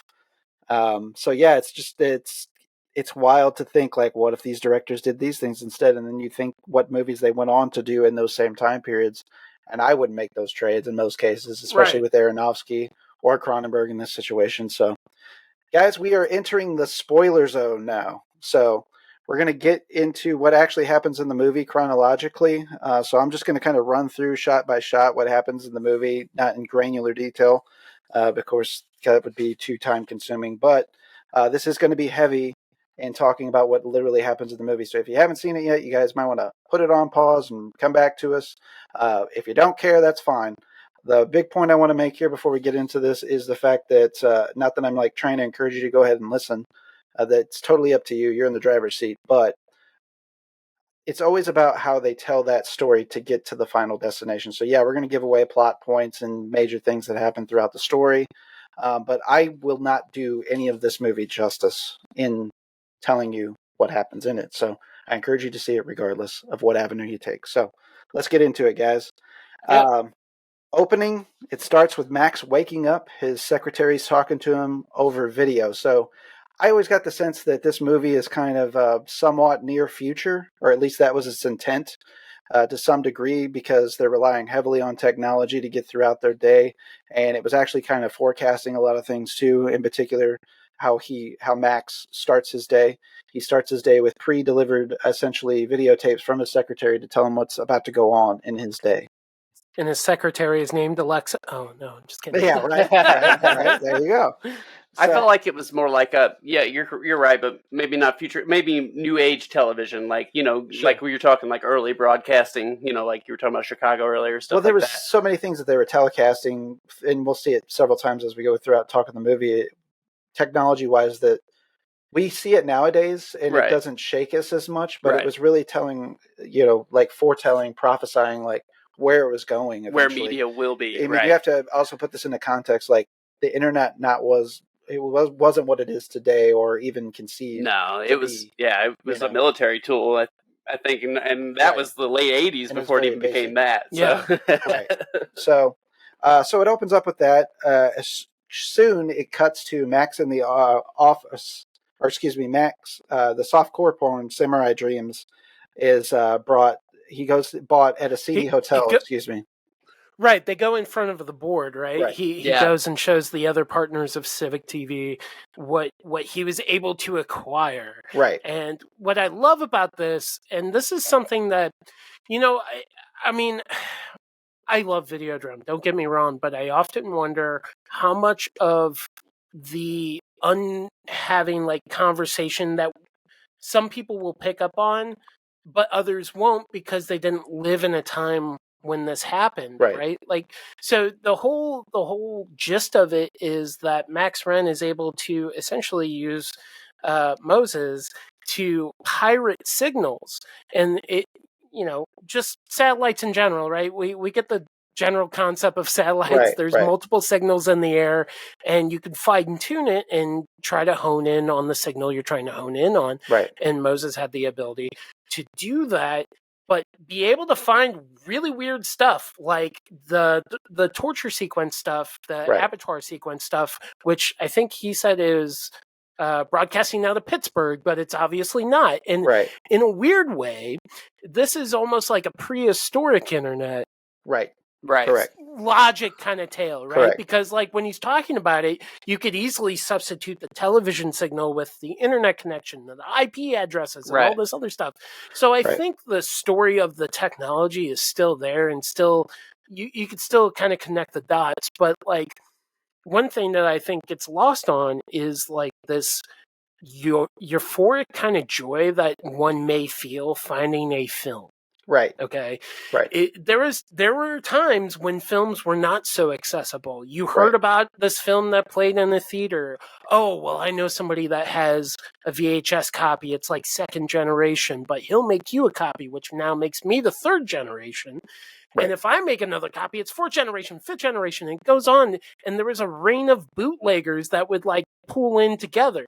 So every time I watch Videodrome, this is kind of what it reminds me of. Obviously, it's more fantastical. Right. And definitely probably what those bootleggers thought, like, oh, yeah, I'm like Videodrome. I hone Right. in the frequencies. No, you just acquired a rare tape and you made a copy. Good job. Right. Right.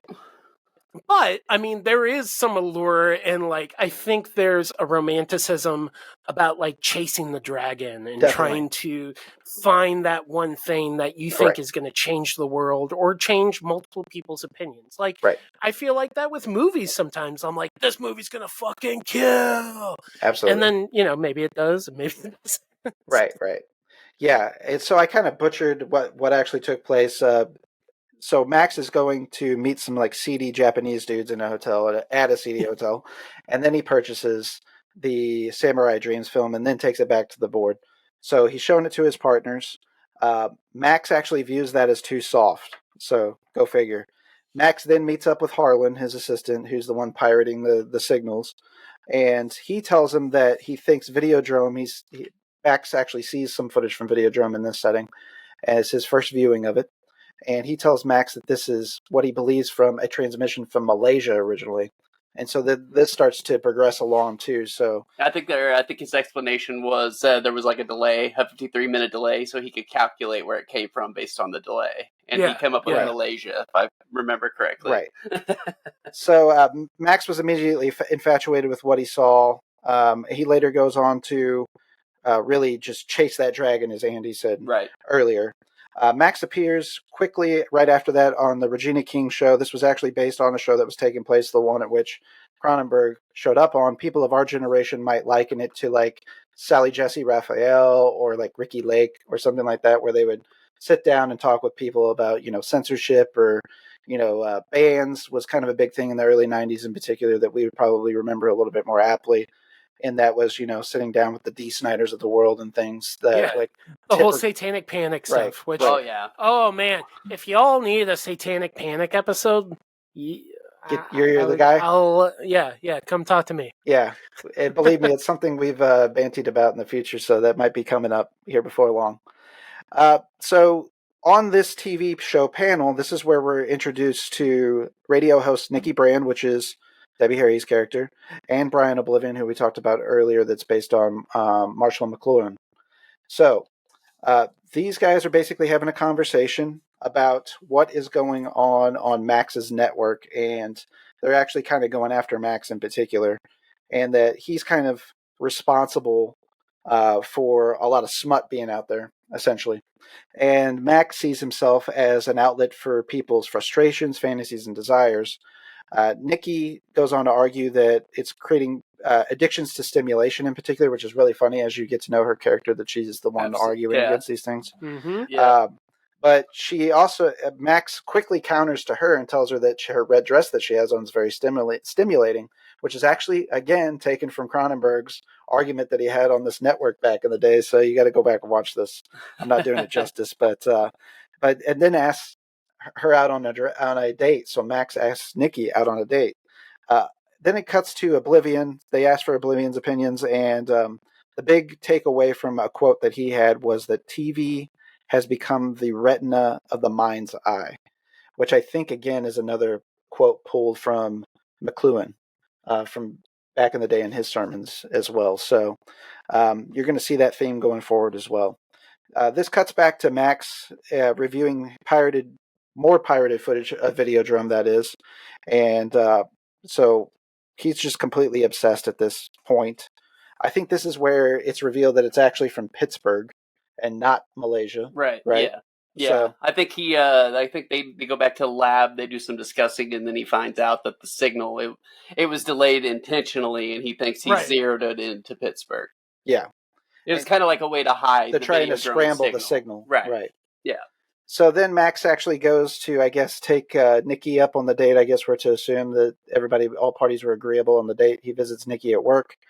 And that jumps to, I guess that date went well because all of a sudden they're in Max's apartment and she's asking for porn to put her into the mood. So. You got any porn? It turns me on. Yeah. It's like the first line of the scene. This is like of the them first in his apartment. 5 to 10 minutes of the movie. She's going through his movies and she leads that. She's like, you got any porn? It turns me on. I'm like, what the fuck? Yeah.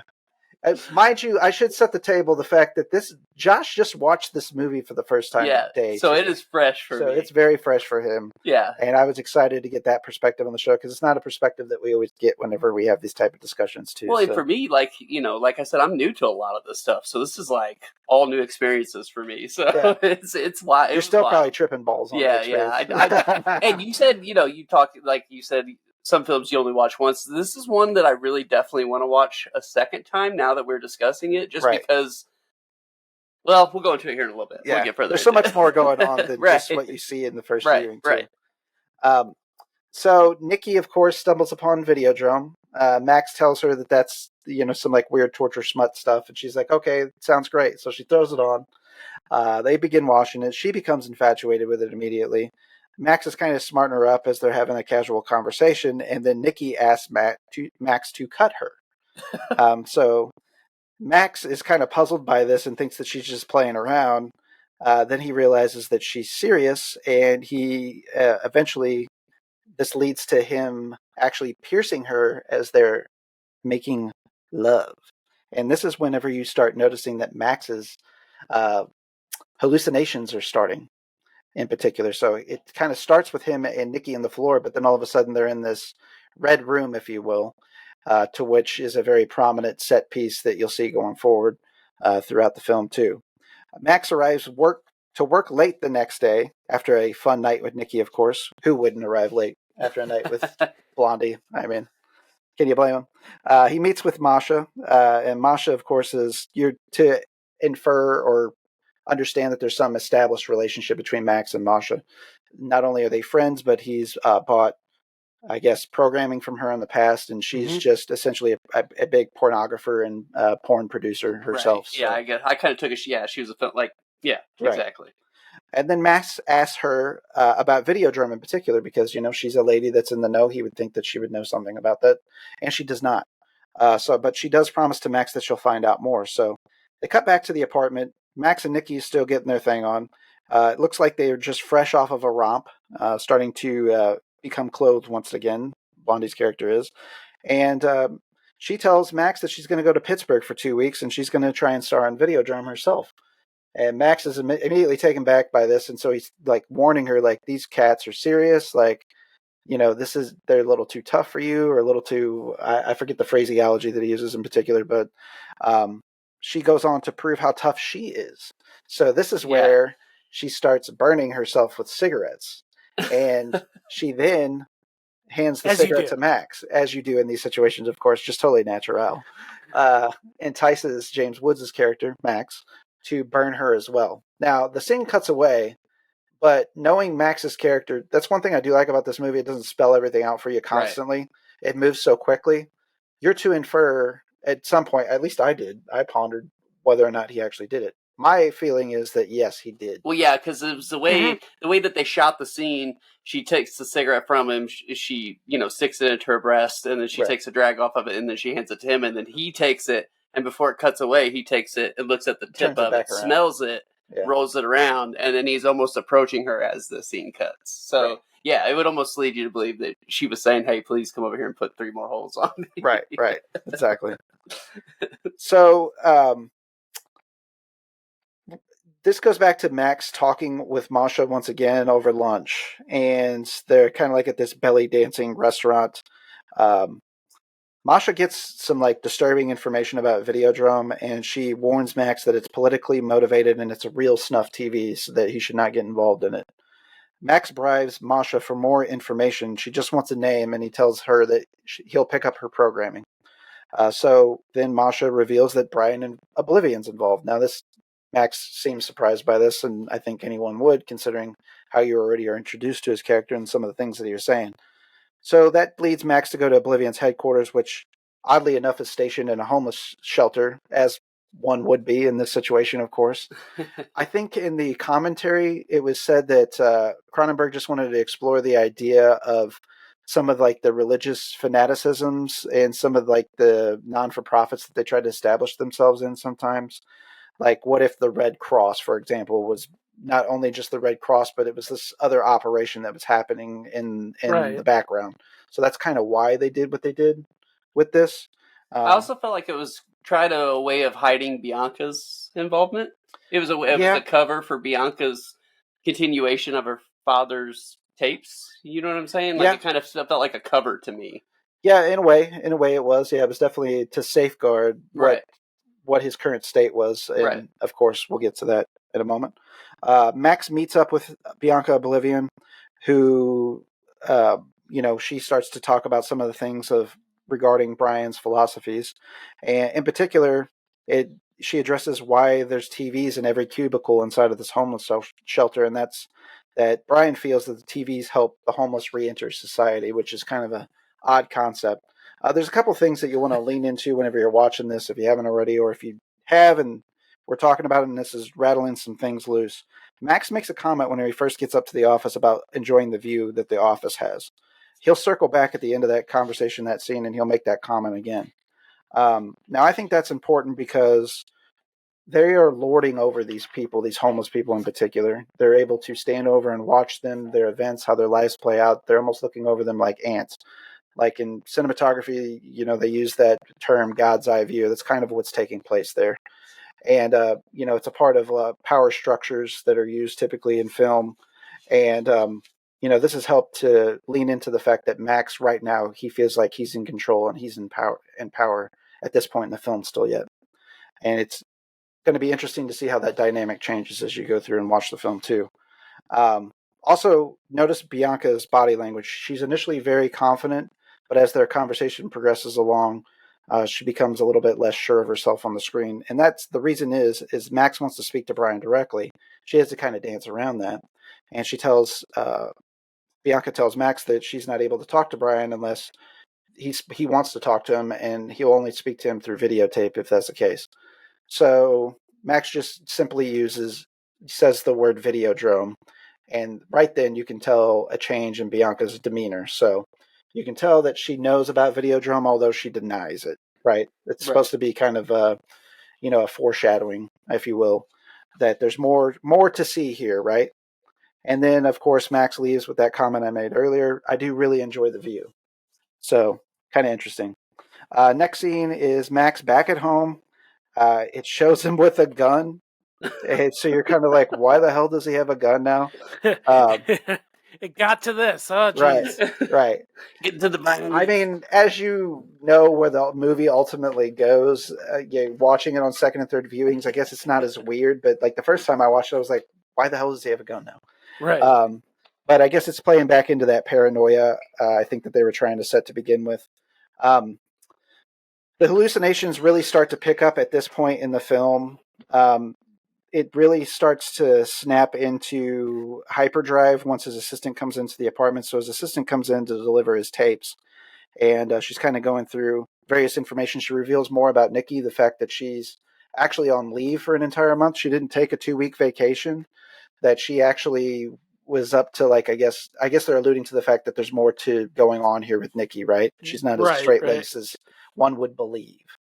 And so Max doesn't really hone in on that because he's kind of, I think this is at the point he starts like scratching his stomach too, kind of, I don't know, just like vigorously, more progressively.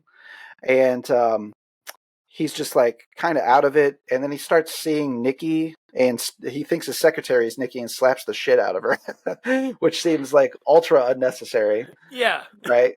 And then when she snaps back to being the secretary, Max apologizes for slapping her, and the secretary says that, he didn't in fact do that. So again, it's kind of adding to the confusion of like, what's really happening? What's not happening? Is this a, hallucination that's going on, or is it not? Right. It starts to become that unreliable narrator. Exactly. It's like, okay, something's off. And we also know as an audience, like, supposedly the more and more you watch Videodrome, right, the more like the hallucinations really take over, and then you get to a state where you're just hallucinating everything. Right. Absolutely. And so now that we know all this information, the secretary is basically ran off by Max, and she leaves him with the fact that, hey, there's a tape in there from Brian Oblivion. So like obsessively, he of course has to watch that tape immediately. So whenever Max goes to unsheath the tape, so this is kind of a butt fucking wild moment in the movie, of course, where the effects start to ramp up too, is he unsheathes the tape and it starts to like breathe. And move and make noise. He drops the tape, and then when it cuts to the tape on the floor, the tape is in its normal state. He therefore goes to play the tape, and he starts to learn more about Brian Oblivion and Videodrome. And Brian details that he is in fact the creator or one of the creators of Videodrome, and that he is actually its first victim, and it created a tumor inside of his brain. And he reveals the fact that it's very dangerous, and it kind of ends with him getting choked out by a hooded figure.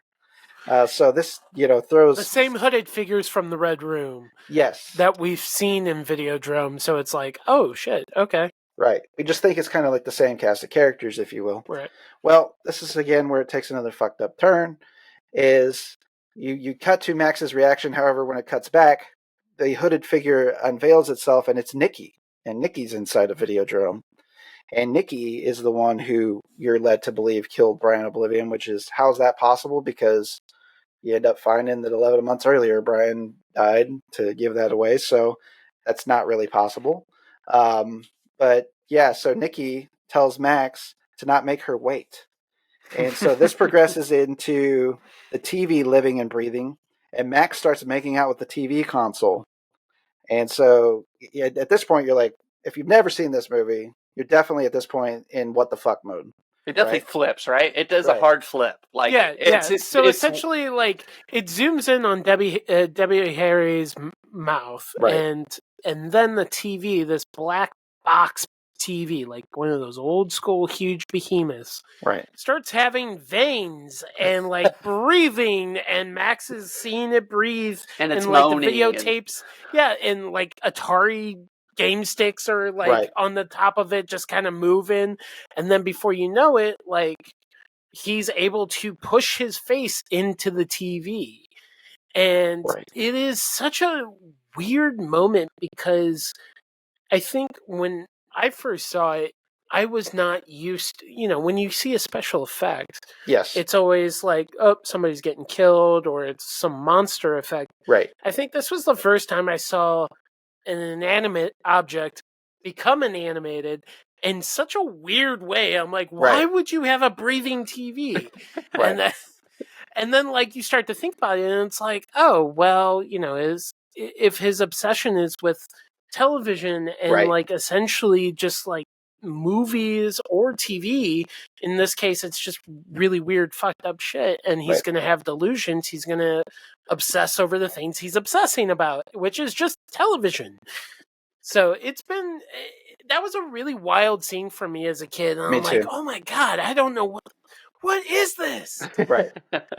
Yeah. And I've seen a lot of movies at this point, and even today, even knowing how they achieve that special effects wise, I still watch it in amazement. Like, how well they pulled that whole gag off is still incredible by any standard today. They wouldn't, like, even the finest CGI nowadays might be able to touch it, but still, the way that James Woods interacts with the console itself, I still don't know that you're able to encapsulate kind of the realism that plays on the screen. Not 1983 for sure. No, yeah. And I mean, what's interesting about this is, like, not only did you have like makeup effects with Rick Baker, but they had video effects. They had like a team of 3 or 4 dudes that would just work on the video effects of Videodrome when it appears on film, or like other video effects when it's like direct to film or stuff like that, because that was brand new. I mean, you're talking about 83. Right. This is like the very early age of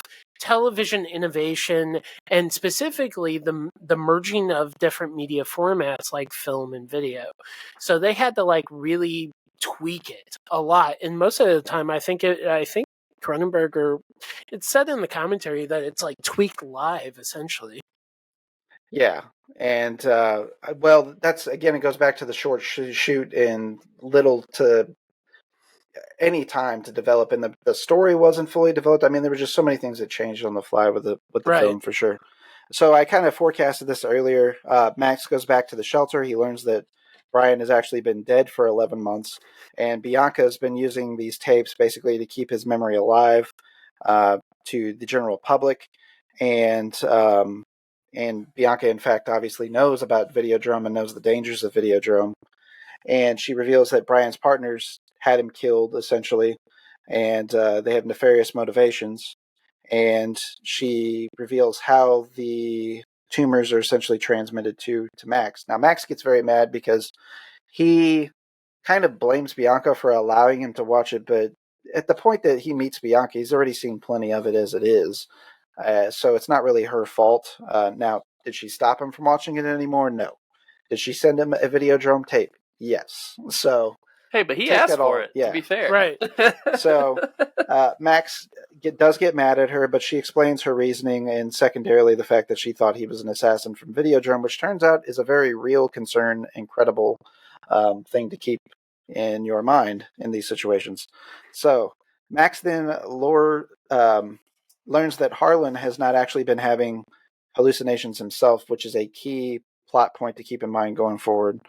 And that cuts to Max back at home, shirtless, watching TV as he scratches his linear itch that he has. And he's continuing progressing, watching Brian Oblivion's tapes because he is sent home with another stack from Bianca to hopefully help him. And Brian's just kind of going through a lot of the psychology and philosophy talking points that are essentially littered throughout his speeches and things, and kind of the big takeaway I took from that was our perception of reality is the only thing that really matters. And I think that's a theme that is explored not only in this movie, but kind of some of the prophetic nature of this film overall, which we'll talk about in the recap. Just a big quote to take from what he had to say in that scene. And then Max's vertical linear stomach rash develops into a gaping vagina. Yeah. And this is definitely where it kicks into another gear. So yeah. And mind you, he's scratching this with his gun that he purchased earlier as well for no real reason. Yes, as you do. Yeah, this is for all the gun fetishes out there. And he bought... This is probably what you guys are doing. I get it now. This is what every dude does after he goes to a gun show. Yeah. Not only does he buy the gun, he buys the 1980s vice police officer gun strap under the armpit gun strap and wears it shirtless. Absolutely. As he's holstering the weapon. Yeah. That's my boy. So he sticks that gun straight inside of himself. Yeah, he almost like feeds himself it. Well, he just stolen it away for later use. So it's just incubating the gun. So the gun goes inside of him, and he's kind of snapped to whenever the phone rings. And the phone rings on the other side of the line is someone informing him there's a car outside for him. So he heads on down out to the car. Max takes the limo ride, and he watches a video that is Barry Convex, the character that we're introduced to now at this point, introducing himself. He's a representative of Spectacular Optical. Which is coincidentally, which these two things obviously go together. A NATO missile guidance, or they do missile guidance for NATO, I should say. And they're also a glasses optical company as well. And then coincidentally, just a little side note, the developers and creators of Videodrome. So all of those things sound like they should definitely be a part of the same corporation, without question. And there's also a Canadian book company. Yeah. Which is in tribute to this movie. It's Kayla Janice, the woman that came up with like the folk horror documentary and stuff. But she's got a couple of books, and their book company, publication company, is Spectacular Optical. So that's awesome. Very cool. That's one reference that I did not catch in the film, so something I've learned. Barry then puts on a device after some convincing on Max's head. Once he arrives to, I guess, the store site, if you will, he wants to record and monitor Max's hallucinations. Barry reveals at this point that no subjects have survived to date, and he wants to record for research purposes and claims that Max is getting around pretty okay, all things considered. So Barry reveals that Videodrome is more susceptible because of sex and violence, and they actually open neurological pathways to the brain. And at this point, Barry checks out because he can't deal with the freaky stuff. And the hallucinations come on. So Nikki comes strutting ass into the room and quickly somehow ends up inside of a television and is coercing Max to whip her. Yeah, that seems... lashing her with a whip, that is. We're back to the sadomasochism with Nikki. She's trapped inside the TV, and she's moaning with passions of desire as he whips more progressively and more violently. And at some point, toward the very tail end of this hallucination, Nikki turns into his friend Masha, which is kind of jarring. Especially when I was a young man and first seeing this, and I was, had a crush on Blondie, of Right. course. Yeah. Right. So as one does, as Absolutely. Andy would say. And it cuts to this older lady that I did not find nearly attractive, and it was kind of a buzzkill for me as a young man watching. So I kind of took that as maybe he kind of seen her as like maybe like a motherly figure, He and did. and that his that in his moments of his what would you call him, his fantasies, that Sure. he's projecting this onto that without realizing that he's doing it, and then it comes into a reality. I don't know, maybe I'm I thinking didn't way think too about deep that too on it, deep, but it's a very real possibility. you know what I mean? Like, I don't know, I have some wild thoughts about it. It is fresh for me, so Yeah, for sure. Max wakes up in his apartment from this hallucination at that point, but he discovers that Masha is actually dead in his bed, tied and gagged just like she was as he was whipping her through the console. Yeah, with lash marks too. Yes, Right, with yeah. lash marks. And so he freaks out, and his first thought is to call Harlan, his associate, and he wants Harlan to come over with a camera and Harlan to take pictures. And so Harlan busts in, and whenever he arrives on the scene, Max is kind of distraught. He tells him to go in the bedroom, take pictures of everything he sees. Harlan goes in there. He sees nothing. Magically, her body has disappeared. So this leads Max into telling Harlan, let's go down to the station. I'm going to meet you in an hour. We got a lot to discuss, so on and so forth. And his behavior is pretty erratic at this point, so I think this kind of propels Harlan to take the next action that he does. And so Max goes down to the station. He meets with Harlan. Whenever he arrives, Harlan basically makes some weird, ominous quote and says, I had to bring in the reinforcements. Where you're like, what the fuck is that even supposed to mean? So enter Barry back into the scene. Turns out Harlan and Barry have been working together this whole time, and these signals were never pirated transmissions. They were given with intent to Max's character, and they were trying to take over City TV and to broadcast Videodrome because they're a part of this huge right-wing movement that wants to get rid of smut across the world, essentially. And they are essentially the, I guess, political actors of Videodrome. So, the movie kind of starts out, you think it's kind of like a kind of a smutty movie, if you will, all together. right, yeah. Then it transitions into this weird, beginning of, I guess the sadomasochism kind of lumps into that, if you will. Then it pivots over into a guy having some hallucinations, of course, after watching some, torture porn. And it's weirdly prophetic at times about technology and how it goes into the future. And now we're into this crazy, right-wing movement. It's almost like a QAnon of its day, Right. Yeah. in many respects, with some scary technology. Yeah. So, yeah. Wow. It's kind of wild that this is from 50 years, no, 40 years ago. 40 years ago. Wow, man. And so at this point, Barry inserts a videotape into Max's. I should not say videotape, by the way. These are beta Max tapes. Beta Maxes? Yeah, they're smaller. Please get it right, sir. Thank you. Somebody's Right. cussing us out on the other side right now. They are beta Max tapes, and they were used with intent because they were smaller tapes and they could work with the practical effects a little bit better too, by the way. By the way, the casing on this is incredible. Yeah. Criterion does a good job at mimicking the videos tape aesthetic. What do you want from me? I want you to open up, Max. Open up to me.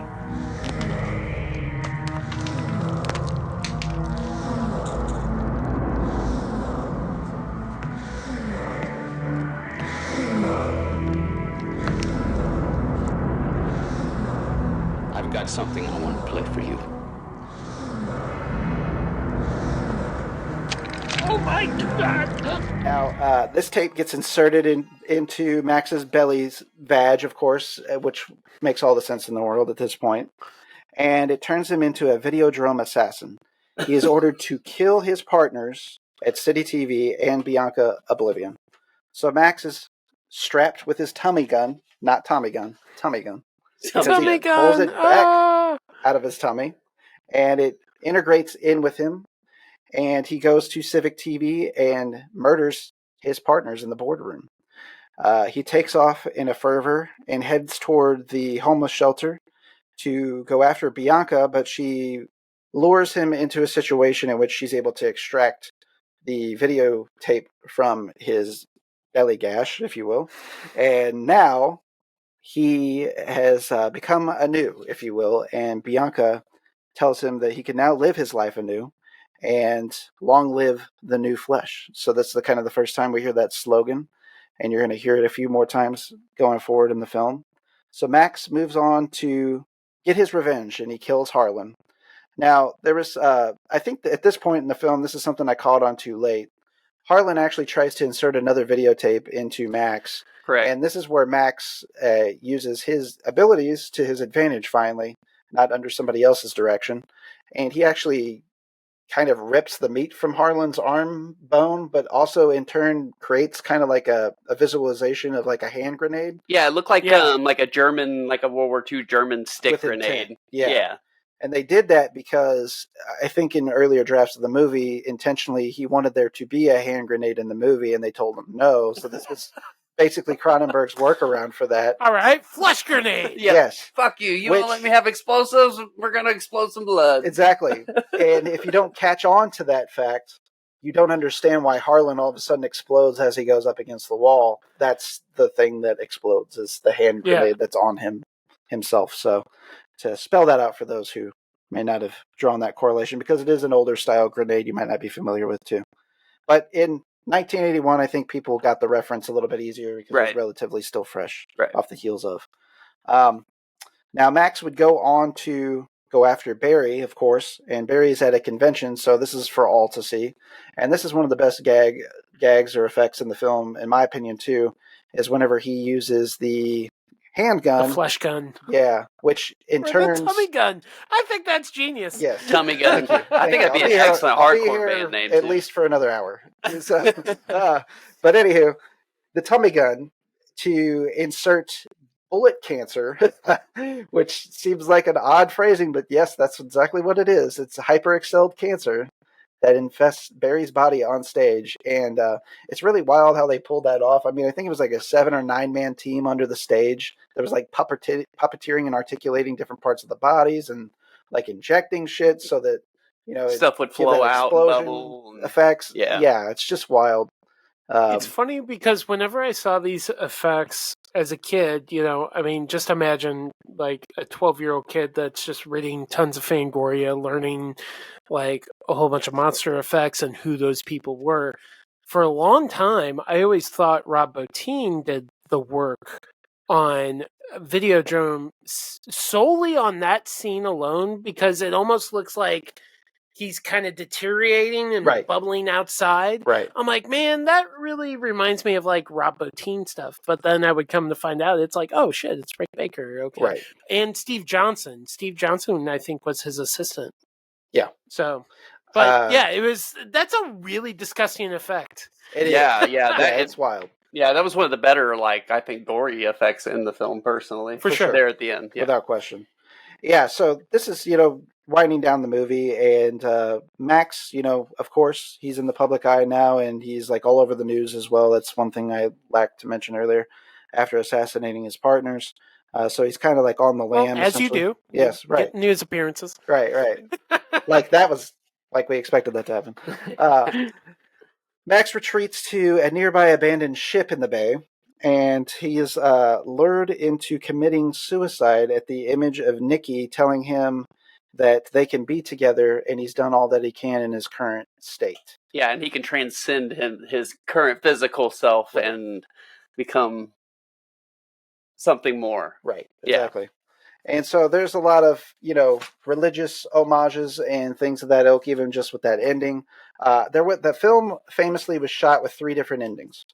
The ending that prevailed, interestingly enough, was one that James Woods came up with, the suicide. Or at least that's who Cronenberg has personally accredited with, so I'll take it for what it's worth.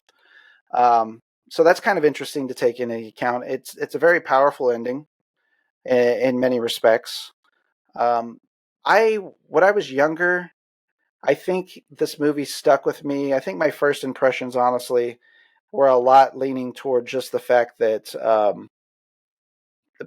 Max's character and him killing himself, the finish of the movie, that is, I took that when I was younger. Again, I might have misread it at the time, that he knew ultimately that this was the end for him regardless. Yeah. And not so much that he fantasized or thought that there would be some afterlife for him. In later years and later viewings and knowing more about the film, I think you're to assume, but I think at the end of the day, it's left open for interpretation of the viewer with intent.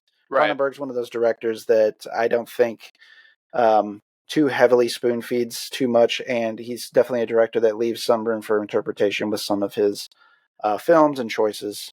And the fact that he actually didn't technically come up with the idea, the finish, I don't think that he put all of his eggs in that basket either, too. I could be wrong about that. What are your thoughts, Andy? Yeah, no, I mean, I think there's a lot to be said. I don't know if I've figured out if it's a cautionary tale or not about like new technologies, or even getting obsessed about new technologies, or new just like things that aren't real, right? It's always been an interesting movie, and I think I think why it's important is because there are so many layers that you could or so many takeaways that you can take from the film. But at its basic core, I mean, it's interesting how, again, how prophetic it was. Like, I know. 40 years ago, you know, it's talking about media. And it's talking about how influential media can be. And then at the end of it, you know, it becomes more right-wing. And it's like, this movie hits differently now. Right. Definitely. So, and it's been wild because you've seen that. I mean, I've seen it long ago when in the early 90s, and I took it as one thing. And then next decade, I take it as a different thing. Right. Now we're in another decade, and it's like, shit, I'm probably walking away with different thoughts every time. Yes. And I think that's a really important thing about cinema anyway. If you can have these different perspectives each time you view a film, to me, that's what it's all about. Because, yeah, sure, films can be used to entertain us and films can be used to educate us, but if they can give us enough information to let us kind of figure it out and come out with our own interpretations, I think that's also very, very important and probably a bigger thing than just being a film. Absolutely. Yeah, I agree with that totally. Some other random facts regarding the movie that I wanted to hit on real quickly, and then we're going to get into some more of the ideologies that we're touching on now. David Sabuki, he was one of the Japanese men in the hotel earlier selling the Baby Blue movies. He actually went on to be the Ontario Minister of Culture, and he was heavily questioned in the vetting process about his acting career, particularly this role in this movie. So he had to put up with a lot of shit over this. That's hilarious. His, 5-second screen appearance? Yeah, do you remember that 5 minutes of screen time you had in 1983? Yeah. Can you talk to us about that? But wasn't it because they just didn't believe that he wasn't a pornographer or something like that? Yes. Because, Cronenberg had a knack for actually using people sometimes, especially in the extras roles, of people that came from those universes. Right. So they definitely believed that he was some type of pornographer. So funny.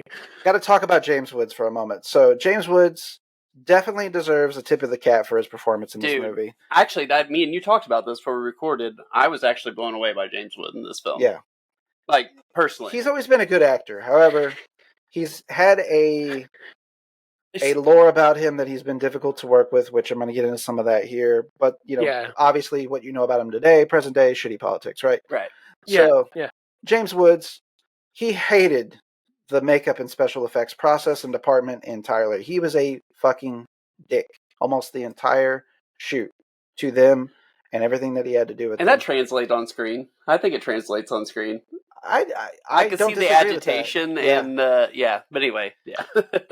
Well, he was pissed about the couch scene in particular because he was relatively immobile. He had to basically act from the neck up.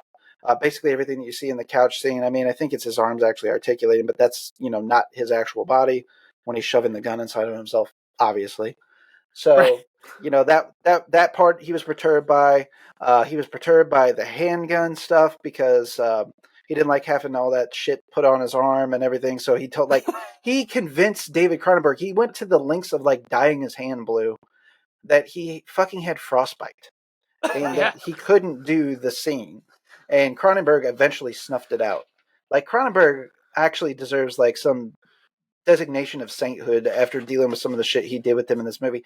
And Cronenberg still refers to him fondly. He calls him Jimmy, and credits him with a lot of the choices with the character. And the character was two-dimensional until Jimmy put his own spin. And he talks about Jimmy having good comedic timing, and he just Jimmy talks about him so fondly in the commentary and reviews. But all I read is how much of a dick he was on the set. Yeah. Much of a shithead he was the entire process. Here's the thing, Cronenberg is unlike a lot of directors. He knows he has a vision. I'm not saying he's not visionary, but with most visionary directors, they are so specific on what they want that they're like, here's what I want, here's what I need you to do.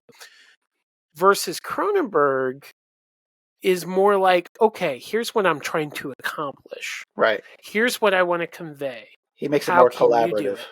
How can you do that for me?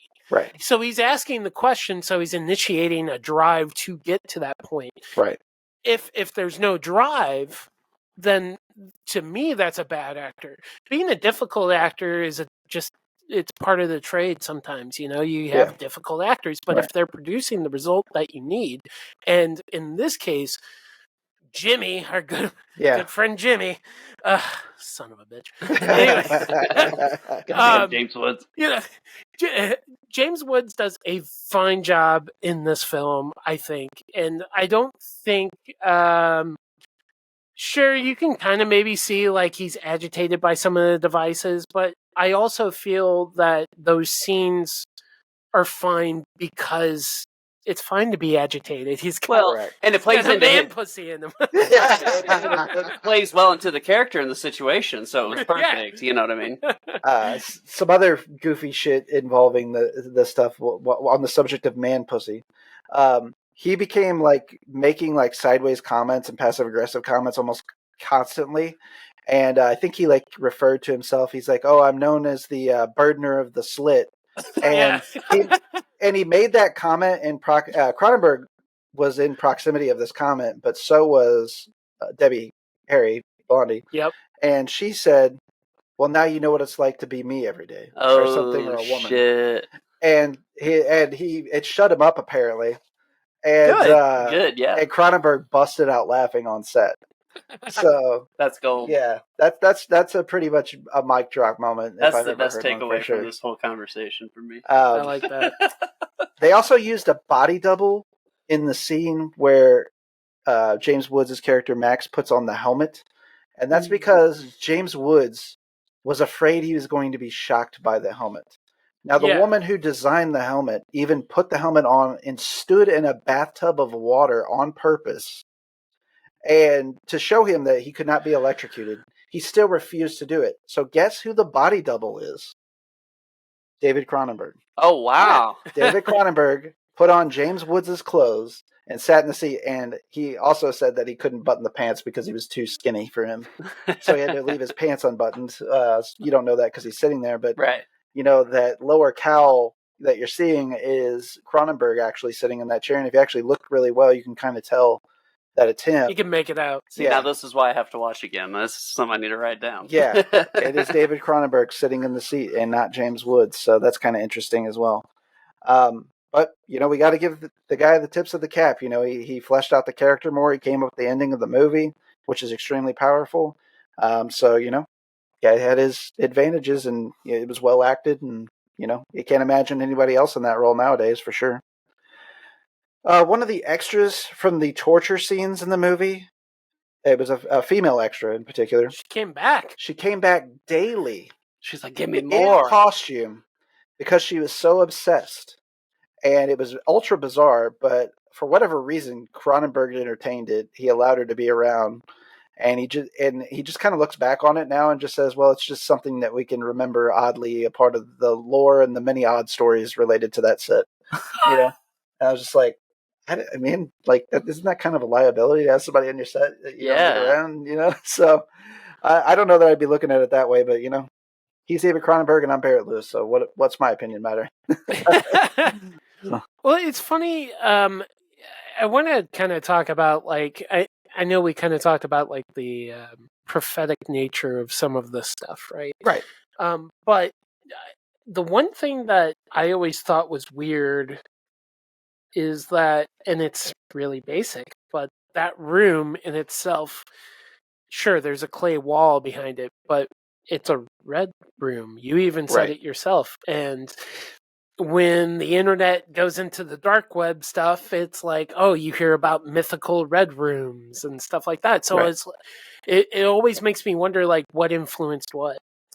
And that's almost a scary theory to think about. Yeah. Well, and you got to think of the times at that time too, though. I mean, that's one of the most violent couple of centuries. You know what I mean? Like, you're talking the 70s and 80s, and yeah, the explosion of smut and pornography and serial killings and serial murders. But it's also, what's also funny about that, though, is, like, even though, yeah, this is the era of, like, serial killers kind of becoming serial killers, really, right? And, like, people killing without motive. It's a psychological thing. But then you also have this development of technology and how technology is advancing along the sides, which is why you get into, like, I think if you watch a movie like this, then you could carve out a path of, like, technological, psychological thrillers. Like, you could watch a movie like August Underground. And this is a very extreme case, because is it a movie I recommend to everybody? No. But essentially, it's somebody videotaping their own murders.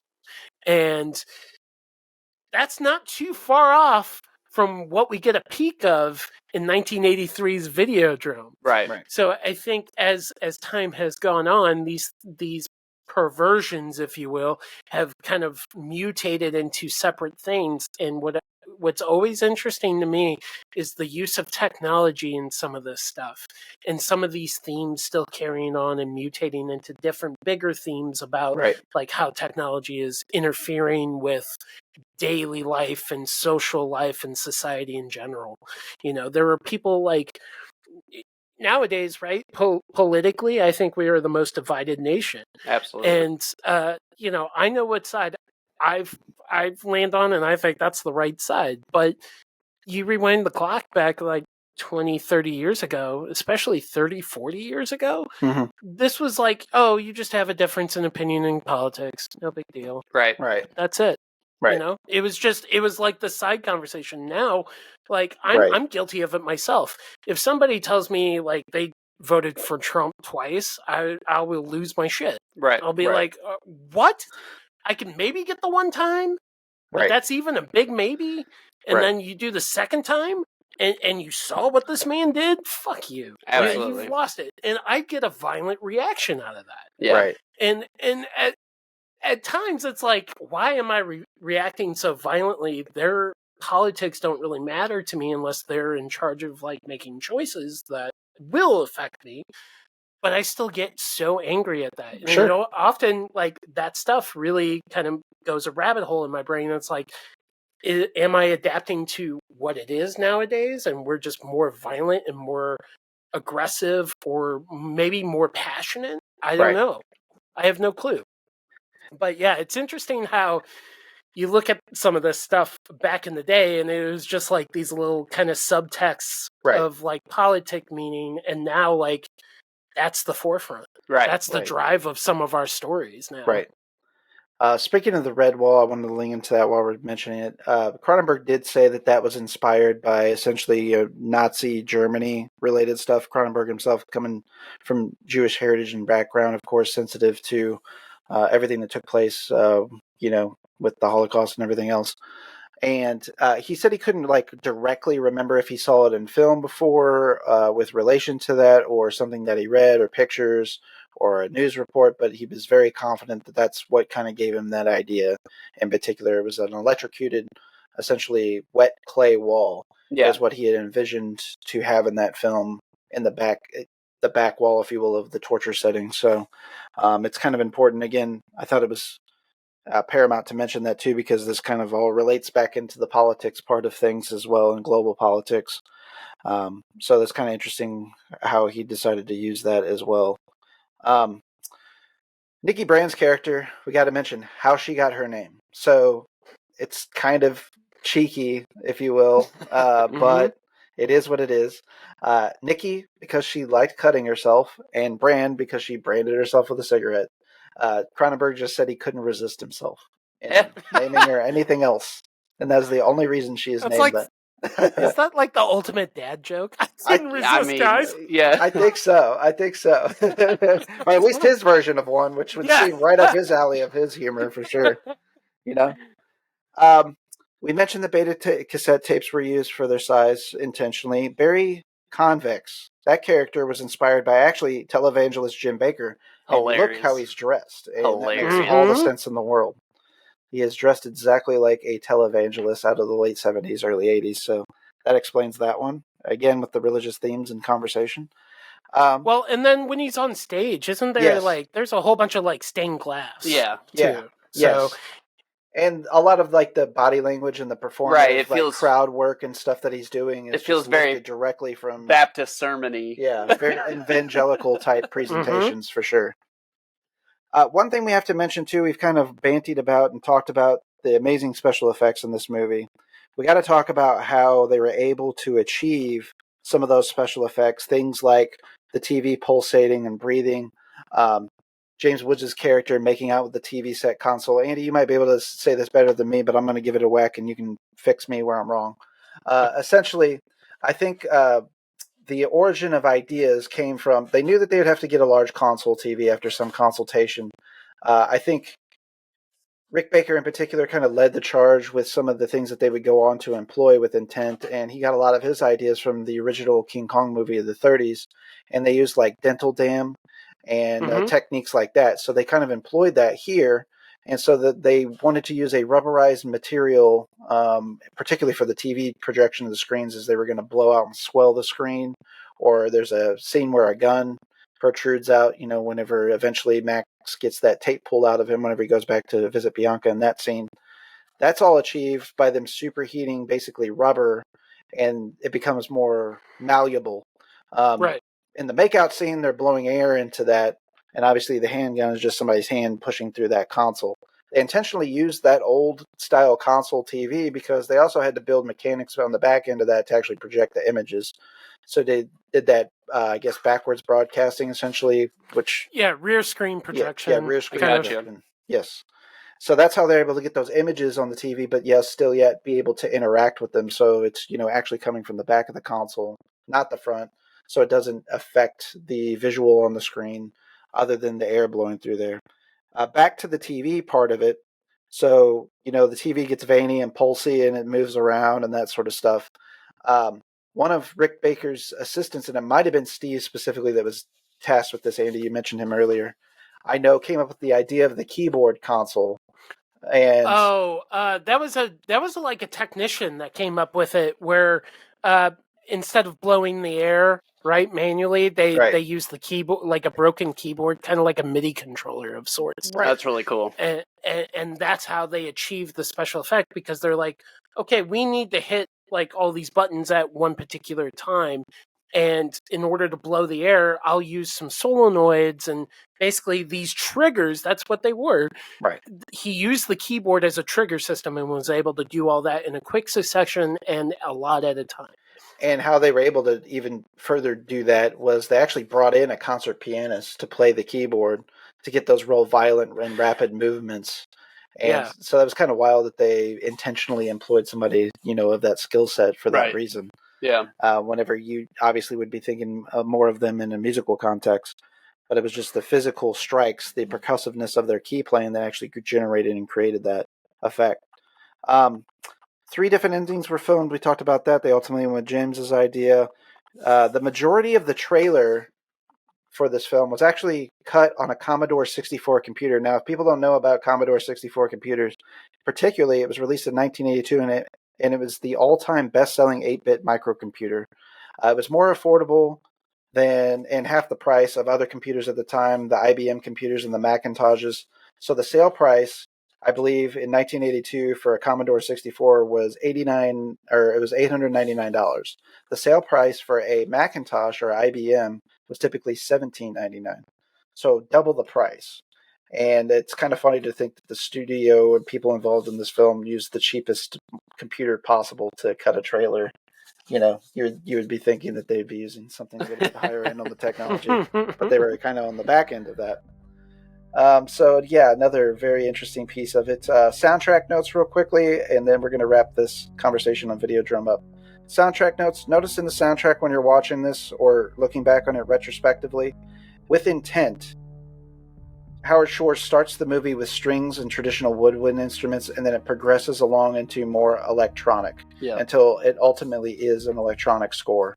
And that is to parallel the transformation that James Woods' character is going through and integrating more and more with technology.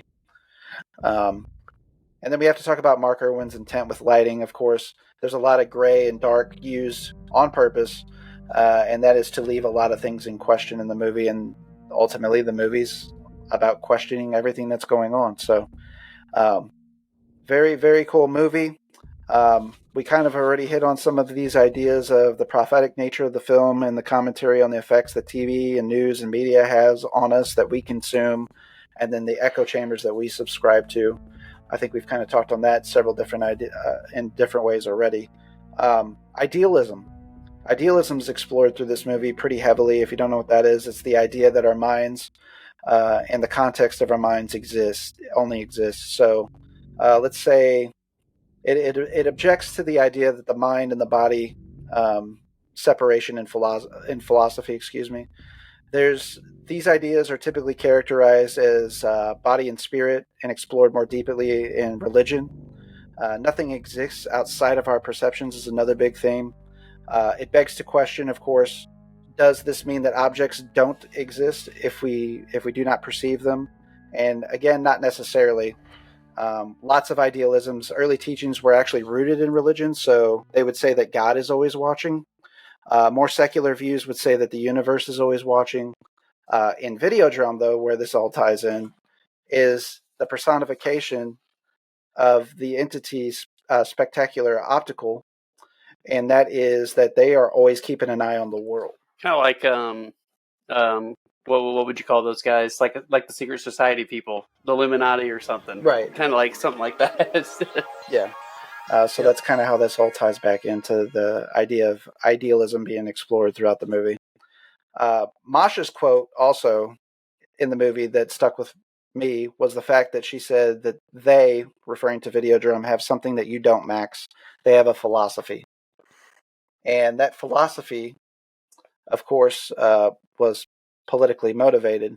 But in some of the interviews that I saw with Cronenberg, he said that he was exploring the fact that people do things more extreme in the name of religion, philosophy itself, and politics, rather than violent crimes actually being committed due to like extreme animalistic anger or viciousness.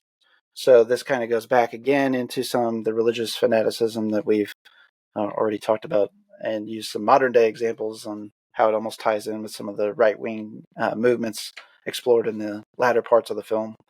And then Max himself, he is a personification, and his actions a metaphor for consumption of violence, overstimulation, and our willingness to be impressed upon. So a lot of things being addressed with Videodrome, and you could almost do an entire film just based on these discoveries. Right, there's so much going on.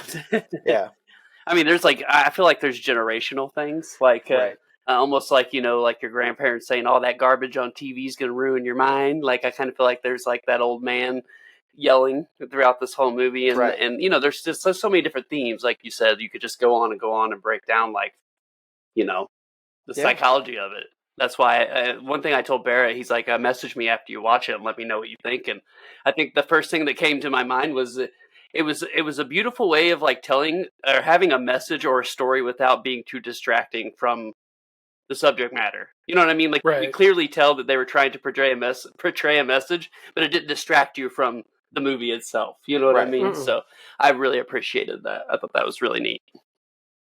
Andy, any key takeaways that you feel like we might have glossed over or missed?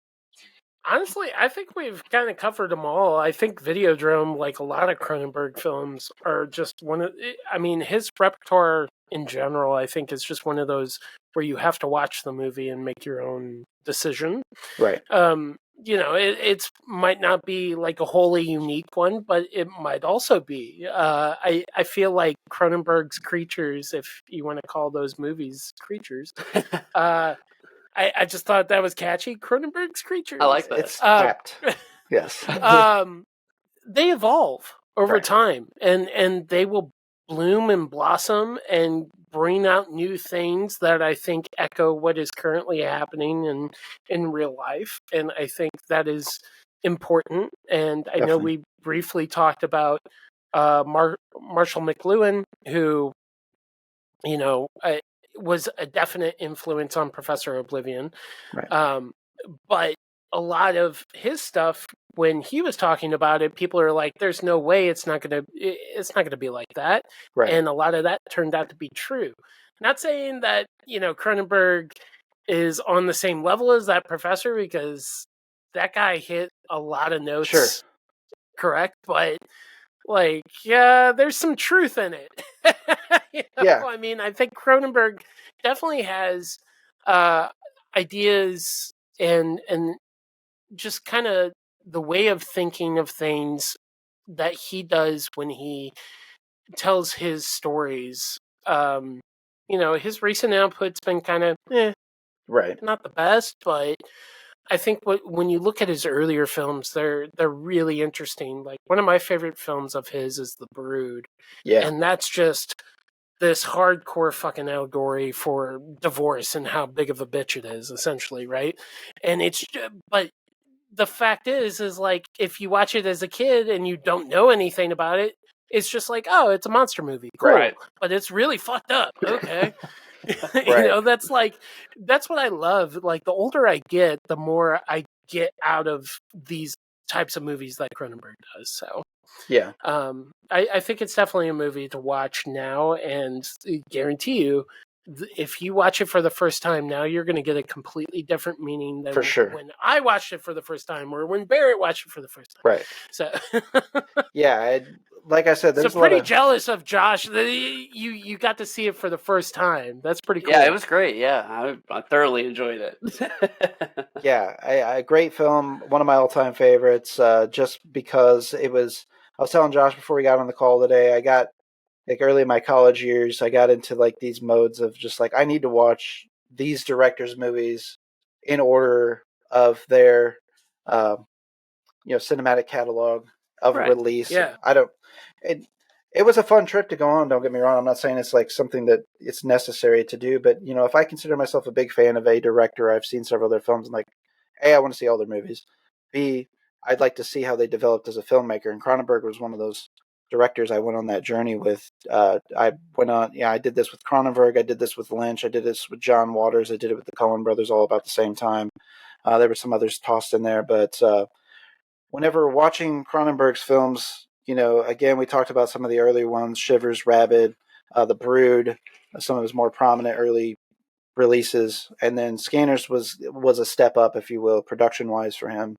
And then this was right after that. So, again, this is early in his filmmaking, and to me, this was just a huge level up for him. Of course, he had a budget that he didn't have before, so it was cool to see that approach, number one, and what he would do with those tools. But also now, going back over time, I mean, I've known this for a few years now, just some of the production hell that he had to go through to pull it off. It actually makes the movie more impressive to me. Right. And the fact that it wasn't fully developed, because any other movie that's going to production that's not fully developed, I mean, that's just a recipe for immediate disaster, and 9 times out of 10, the movie's going to suck. Right. Well, and you think about a movie like Videodrome, just at its basic core, there's a lot of technical things that are happening in the movie. Right.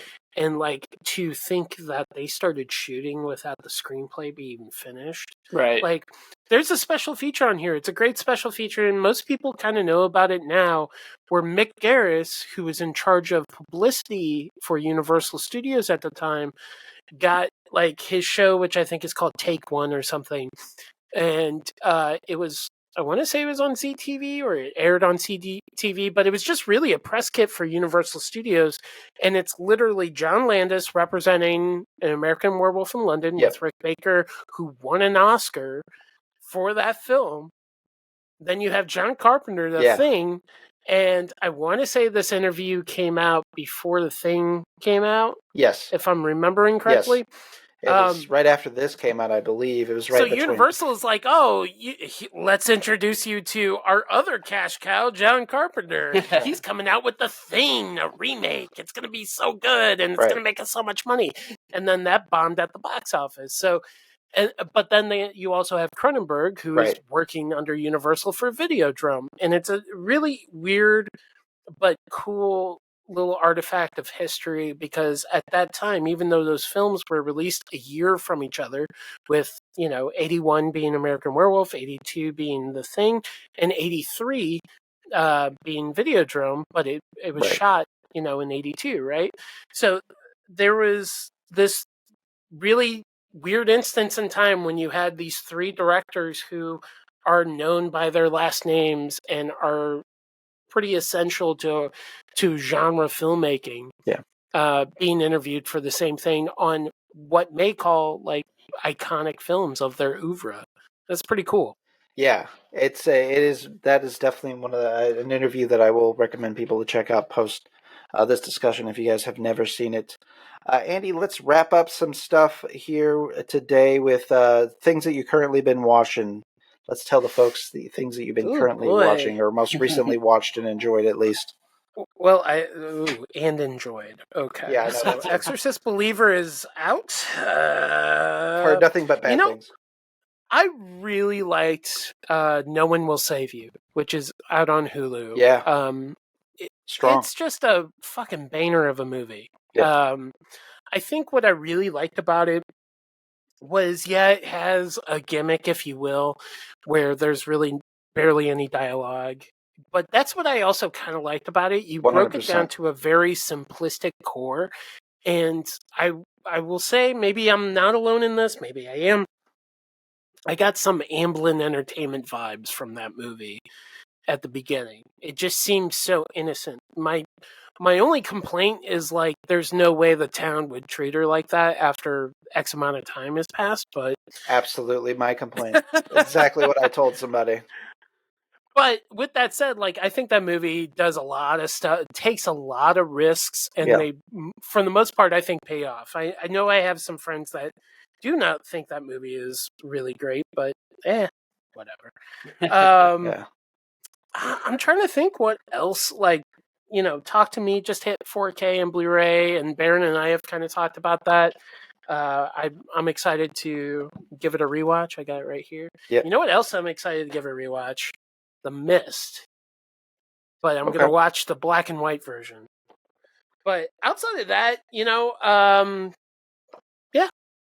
there's good stuff out there. I would highly recommend, just to kind of piggyback off of that Satanic Panic, which I can totally loop into Videodrome, and let's play the 6 degrees of Andy's weird mind.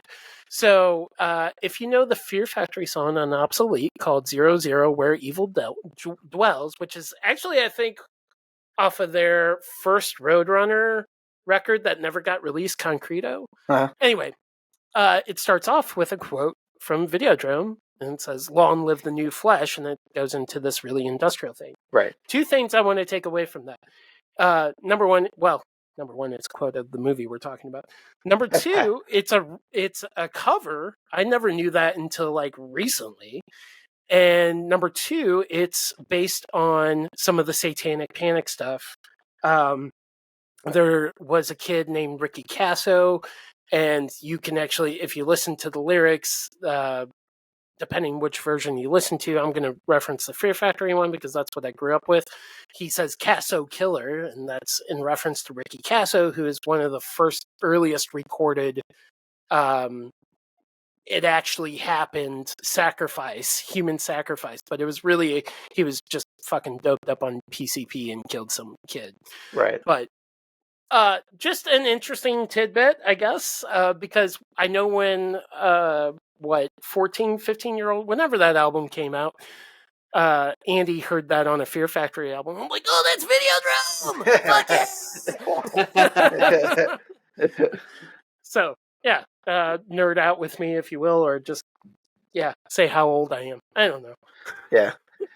No, that's a really good callback there. Things I've recently watched, I did see the Hulu film you were talking about earlier. I did enjoy that as well. I enjoyed it for the same reasons, and I had the same problems that you did. I just got around to watching Beef finally. So I really enjoyed that. Yeah, that was solid. My wife and I kind of suspected where it was going, but still yet, it was kind of interesting how they got there, and it's a pretty wild story, but very enjoyable, and a TV series produced from A24, which is odd for them to be doing a TV series, but I think it's a Netflix exclusive. It's through Netflix. They're starting to get into TV, which is cool with me. I still haven't seen The Idol. Quite honestly, with all the drama, I don't care to. The fact it's already been canceled, like, I get kind of weird with that. If I know that something's already been canceled, I kind of don't even bother because, I get into these things like a show like The River that came out on ABC. I actually thought it had a lot of potential. Yeah. And it kind of shit the bed toward the end, but they didn't renew it, so that you never really got to finish that story. It's like Mindhunter. Mindhunter. Yeah. Yeah, that's the biggest crime of all, for sure. I would do anything for a new season of that. Yeah, for sure. But at least we get a new Fincher film this year. Yeah, that's true. Well, Lovecraft Country 2 is another one that pisses me off that they canceled. That is ridiculous. But yeah. I need to go back and watch all of that. Oh, God. See, I haven't finished the Hannibal series, and Jeremy always gives me shit. Yeah, that's really good. Because that second season finale just tore my heart out, and I kept hearing the third season wasn't that great, and I know, like, if I'm going to watch a mediocre season, and that's going to be the last season, how about I just don't watch it? But I will eventually. Yeah. There's just so much stuff out there, it's hard to catch up. Yeah, keep up with everything, absolutely. to be honest. One movie that I missed on my radar that I actually recently watched that I highly recommend if you just want to watch like a movie that like is ridiculous for the sake of ridiculousness is it's kind of like a marriage of the concept of The Crow and like the over gratuitous and practical effects violence of like Ricky O, and that's Adam Chaplin. If nobody's seen Adam Chaplin, it is highly entertaining. I think it's like an hour and 20 minutes. You gotta watch this movie. How'd you see it? I watched it by not good means. We'll put it that way. Okay. Be honest. Obtained it. I was going to say, the only problem with that movie is it's hard to get. Yes, it is. But yeah, I think I have a DVD or a Blu-ray of it. I can't remember which, but I rather enjoyed that, and I was pleasantly surprised. It's one that's kind of I don't know, kind of had a second life in like message boards recently and stuff. So I was just like, you know what, I'll give this a chance. And I think there's two different cuts of it out there too. Mm-hmm. There's an unrated cut, I think, is what the difference is. And that's the one I believe that I watched. So yeah, I highly recommend that if you're just like into like gratuitous violence and people doing the most with the least and have an appreciation for it. It's not going to win any Academy Awards, folks, but it's highly entertaining. All right, so we're going to recap the fact that Andy, Destroy the Brain, the events that they got going on tomorrow night, the 6th and 7th, they are showing The Boogeyman. You can catch that at Marcus Cinema 14. And then we've got next week on the 13th, we've got the Lion's Daughter Bathhouse release show that also has Hell Night. And I forget the third band that's on the show. Spinal Fetish, yes. And he'll be doing some awesome projecting there at that showing. And then the trivia the following week. And we're going to have those details and links and the episode details whenever the on-demand version drops. Next week, guys, we're going to be tackling Kronos, Guillermo del Toro. A film that I think that is overlooked routinely in his filmography. We're going to be doing that with Danny King from It's Just Two Movies, and we're doing it, of course, for its 30th anniversary and our continued programming this month of all things spooky. Spooky season, baby. So, I love it. Live on the 12th at 9:30 once again. So, for this week, I am Barrett, and he's Josh. We thank Andy for his appearance. Thanks so much, man. Ooh, if I may, before I leave, Absolutely, anything. So Destroy the Brain also does a podcast where we review movies and stuff. But every Halloween, we also like last Halloween we did The Exorcist. Last Halloween we did Mothman. The Halloween before we did The Exorcist and how it ties into St. Louis. Yeah. This year we have multitude scary stories, but it's going to be a Halloween special where there's going to be music. It's supposed to be creepy to listen to, and we'll have it out right before Halloween. Hell yeah. Friday before, so. Yeah, let us know. Yeah. We'll help you share Yeah, information that and Mothman everything. episode was awesome too. I did listen to that when you put it out, and I'm going to refresh myself because we're doing an Exorcist watch-along to finish off this month. And so I'll go back and listen to the Exorcist episode as a refresher too. Yeah. Alrighty, folks. Thank you very much once again for tuning in. Stick with us. We got a lot of cool stuff happening for you here for spooky season. We're out. Good night and good luck. Thanks, Stay y'all. safe out there. This is Barrett from the ATI Podcast. Each week, Josh and I discuss current events, pop culture, music, TV, movies, politics, sports. Nothing is out of bounds. You can also tune in to learn about rising artists, small businesses.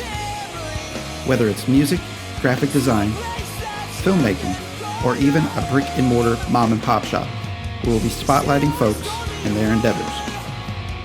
Listen to us on Spotify, Apple Podcasts, Google Podcasts, Amazon Music, Anchor, or anywhere you enjoy your podcasts. Just search ATI Podcast. We would like to thank you for your continued support, and as always, please stay safe out there.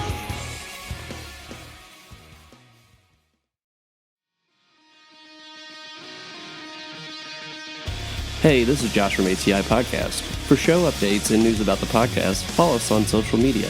You can follow us on Facebook at facebook.com/ATI Podcast 22, on Twitter at podcast_ATI, on Instagram at the ATI Podcast, on TikTok at ATI Podcast. DMs are always welcome.